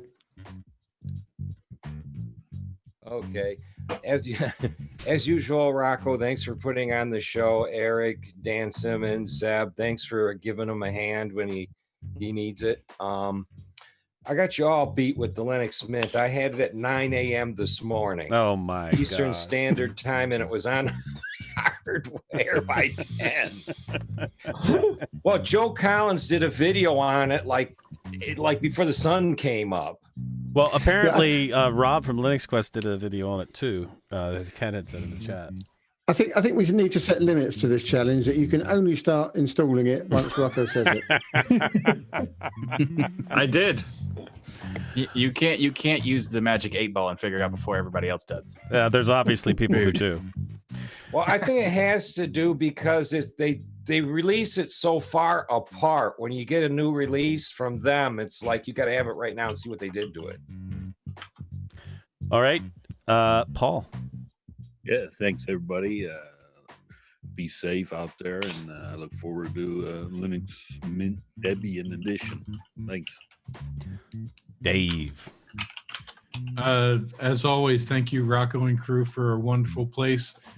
For your old farts out there, it is nice to feel like Norm from Cheers, to be able to walk in after a couple of weeks and everybody go, "Hey, Norm!" Thank you to Eric Dubois and all the Arco crew for an incredible distro that I truly love. And Mike, so you know, you're a young pup. That makes Thomas not a gleam in his papa's eye. You all next week. Cheers, Dave. the bearded wonder, Tony? I must be psychic. I installed it over 30 hours ago. So, but there again, I have got an excuse. I am a Mintcast host, so maybe that might be why. Oh, is that why you brought it up, Tony? Very subtle, by the way. Yeah, very subtle. Oh man, really great to be back. Beaten in my own game. Really great to be back, and thanks, Rocco, for keeping this going for us at this difficult time for us all. I'll echo what Peter said. Support your local community. If you've got neighbours who need a bit of help them out, and obviously try and help out your local food banks and that, because these people suffering. But yeah, it's great to be here. Second virtual lug of the day, because my own Linux user group has gone virtual as of today because we've lost our venue. So I was online this morning as well. So It's really great to be here. Thanks. I'll see you next week. Very nice. Nate. Hey, thanks for having me. It was nice, stealing the mic the entire show. So so rude. So rude. I mean, you talk so much, dude. I mean, yes. I did just pop on to say OpenSUSE. That was it. And that was about it. Anyway, thanks for being my virtual lug and keeping your social distance from me. I appreciate that. I don't want to get sick, and I don't want to make you sick. So, yep. Robin, careful. It was a little close. And I will see you all next week. Team Green. Nate. Chicken. I suppose that is me, isn't it? That is you. Hi No there, matter how's what it you going? want to call yourself now, you're still chicken. I have 1,000 That's names. right. You guys are cool. Stay safe. I mean, things are crazy. I went to the store today and like the shelves were all empty. I just wanted some like seasoning balls of like beef bouillon, and it was like walking through a tornado zone. But we'll get through it, and we just got to use our heads and just try and stay healthy. So be safe, guys. Love you guys. Don't want to see any of you guys quarantined. That's don't look fun. So Yeah, I mean, we are kind of doing it on purpose now. So anyway, yeah. I guess in a way. But is your car YouTube channel called Shikar? Oh my gosh. Oh, that's all right. That's, it would have been good. Moving on. Jason, last word. Well, thank you, Rocco and Eric, Dan, and Zeb for hosting the show and allowing us a venue to discuss everything Linux and occasionally other operating systems and some heated discussions here and there. Welcome to all the new users. I was in your shoes not too long ago, and I can tell you this community is definitely a great community, and they will help you and answer any questions that you have, or any help that you may need. I know that Eric was a big help for me when I was first starting out, and it was definitely appreciated. I just also want to throw out there Destination Linux. They do a show on Sundays as well, and that is also a great community to get into and watch their podcast as well. I heard that too before. It's a life-changing experience. Yeah. Colin, last word. So Rocco, I'm gonna leave chat this morning, and the first thing I'm gonna do is polish my crystal ball because clearly it's not working. Clearly, because it's not crystal clear. Because I haven't even downloaded Linux Mint Debian You Edition are 4 slipping, yet. So dude. Slipping. I don't know what it is with everyone else. They have ESP, but it's nothing to do with an EFI system. I can tell you that much. Anyway, thank you for the platform, Rocco and Eric and Dan and Zeb for your help. Had fun with Arco Linux. Looking forward to trying out LMDE this week and see what it's all about. There's been a bit of hype, so we'll see how that stacks up against the others. So be safe, everyone, and have a good week. All right, John Anderson.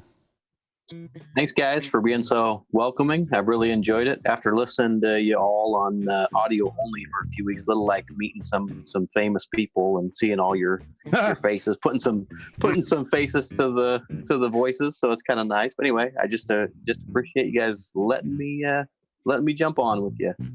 Thanks for coming, John. We love new faces. I felt exactly the same way, and I've only been here for less than a year, so you'll fit right in. Yep, John, you're welcome anytime. And one thing you have to learn is sometimes you just got to jump into conversation. Otherwise, you might not get a word in edgewise. There are some people here, especially that are when very Michael rude. is here. Just saying. I mean, there are some people who just always jump in and butt in, never give you a time. Tux Digital. You just jump And on. honestly, if they put up with me, they'll put up with anybody. All right, Big Pod, last word. Thanks, Rocco, for having us. And this week I don't have anything much to say. Dig it. Next. Barb, last word. Okay, as always, thank you, Rocco, and everybody else who helps put this thing together. And I just hope everyone stays safe, keeps their distance, washes their hands, and doesn't get sick. There you go. Michael? So I'm just saying. I'm kidding. What, now you're you have not, nothing you're to not say? speechless now, I'm are just you? I mean, trying to really? thought I stopped Come on. playing. Ran out of stuff to say. I can't speak. That never happens. So check out Destination Linux episode 164 for the library interview. That is an awesome, unbiased episode. And I would say also just this is so self promotion. Destination Linux, Tux Digital, that thing. I actually have a promotion for Rocco, and that is there's a system in library where you can make money in terms of LBC through the invites. So if you we'll convince Rocco to put an invite link into the description or something. And but if you also if you already have an account, you can just go into the rewards section of your account and put in Big Daddy Linux on the invite, like who invited you, and he will get 20 LBC, and you will also get 20 LBC for participating in that. So there you go. Very nice. I like it. Oh, and also Thomas, you were right. My bad. The phone version does not have dark theme. Wow, he just admitted he was wrong. Thomas, that's a first. It happens occasionally. Daniel, last word. Yeah, Rocco, thanks again for putting on the stream. Eric, Dan, Zeb for helping out as usual.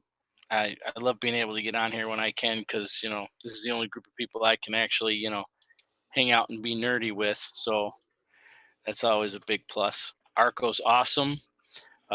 Everybody stay safe and, follow the rules, use your head. We all know what we're supposed to be doing. We'll get through this. And I did want to say, too, that Rocco's spotlight with Dolphin Oracle last week was killer. It was awesome. Absolutely awesome. So if you haven't checked that out, definitely check that out. And that library interview was also really awesome, too. I watched that already, too. So everybody have a good week and see you next time. Steve's very own. All right, everybody. Yes, as we are all saying, take care, be safe. If you are able to get out, please go when you go shopping, even with the empty shelves. Tell that clerk, that person that's serving you, thank you for working, because we're there to help you guys try to get through this. And we're right up. We're not there with the doctors and the nurses who have it really bad, but we're open and we're susceptible to a lot of stuff. So please say thank you to them while you're out there. Thank you, Steve. Thank you. Say thank you about 3 feet away. 6. Okay, 6 feet. There you go. Scrap Joel. Last word. Well, I've been using Reaper, and I like it. Nice. There's a lot there. It's so simple. It's ridiculous. But for an audio but it's also geek. so simple that it's so simple. It's intense. Like it's like, oh wow, everything's right here. But nothing is just given to you.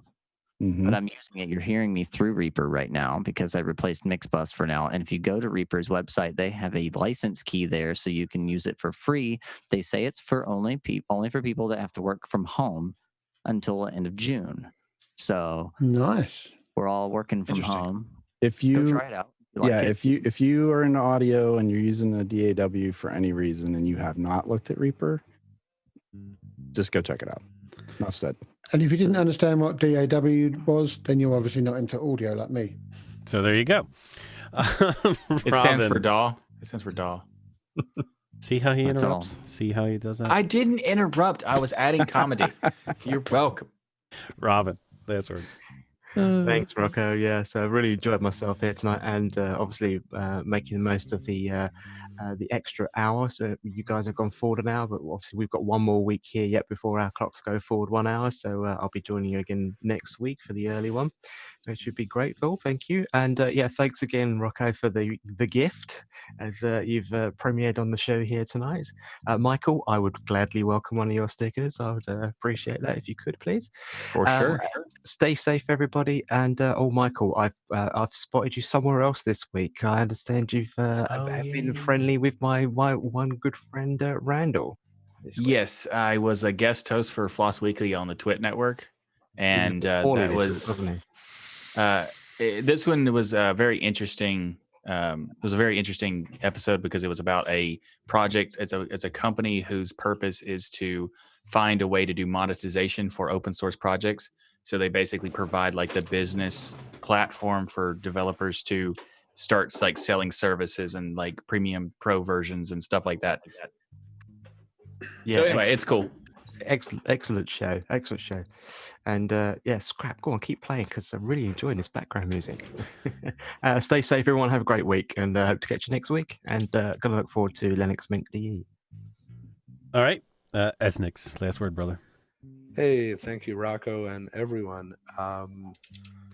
Looking forward to Linux Mint DE, and that's about it. Just stay safe. All right, very nice. Bill, sir, last words. Sorry about that. The Bill.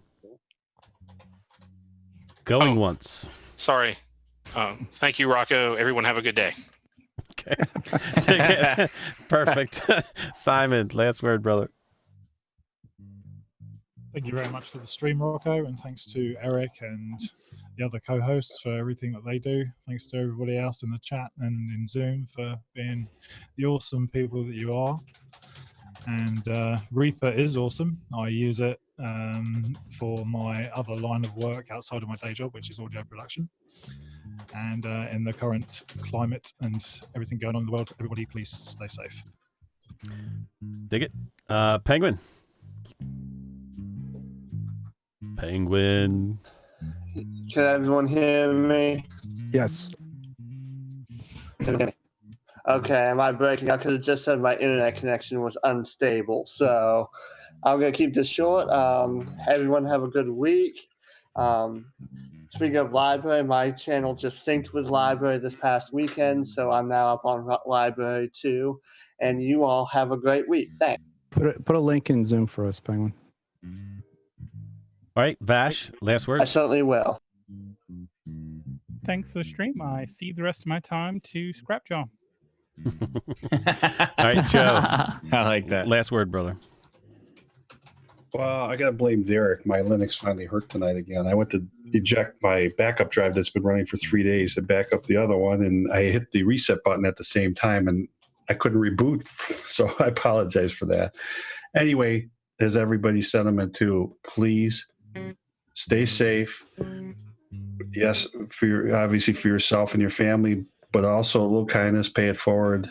As always, it doesn't matter whether it's out in the community, whether it's online. Just try to be kind to others and stay happy and healthy. God bless. All right, that's going to wrap it up for us for a really long show, 2.5 hours. Thank you to Eric Dubois for all of the efforts and the whole Arco Linux team.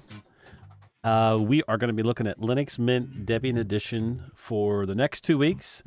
I don't know anybody from Linux Mint. Maybe we used to have somebody in the Telegram group that was with Linux Mint. Maybe we can get somebody from there to hop on with us next week. And the only person I know who from Linux Mint doesn't like most of them don't want to be on like camera and stuff. They don't want to Yeah, go on Clem public. really don't Right. like it. Well, I know Clem doesn't, but there's got to be somebody in the community. Yeah, I know a guy named Joshua, but he's also. I'll ask him. Also, wasn't there a guy called Joshua who used to come on? Yes, Or as a matter of Joseph. fact. Joseph. And at least Joseph. there's somebody from That's who it Midcast was. on here. Joseph. Yeah, Joseph too. We could do that. I mean, Tony will be here, right, Tony? Yeah. All We'll right. make him here. We'll tie him down and keep him. Why don't you get the other guys from the Linux Mintcast to come on, Tony? Yeah, let's see if we can do that. It'll be the Biddlemick cast. All right. If you haven't checked it out, go check out the Linux Spotlight with Dolphin Oracle in it. It was a fantastic conversation. Awesome. One of the best. I Yep, loved loved it. every minute of it. Yep. He is A little just a scouter. guy, dude. He's a guy that could just go on and talk, and I could listen to him for another 2 hours. Yep. That's just the way it is. So that was I like the last little week. pup. This past week, I got the interview, and it will be airing Wednesday. Eric Londo of Linux Plus magazine. So you would get to see his story. Now, granted, okay, so I've already started editing, and I had a nightmare, almost heart attack, because I lost the file, but recovered it. But anyway, Nice. the audio for his mic is not the greatest. It has a hum in the background and everything. So I did everything I could to get that out, but it's still slightly there. So just so you know when you listen to it. But other than that, everybody have a great week, and we are officially closed for business. We'll see you next week, but until then, long live Linux. Yay. Bye, everybody. Hi, guys, gals. Bye. See you later. Yep. Be well.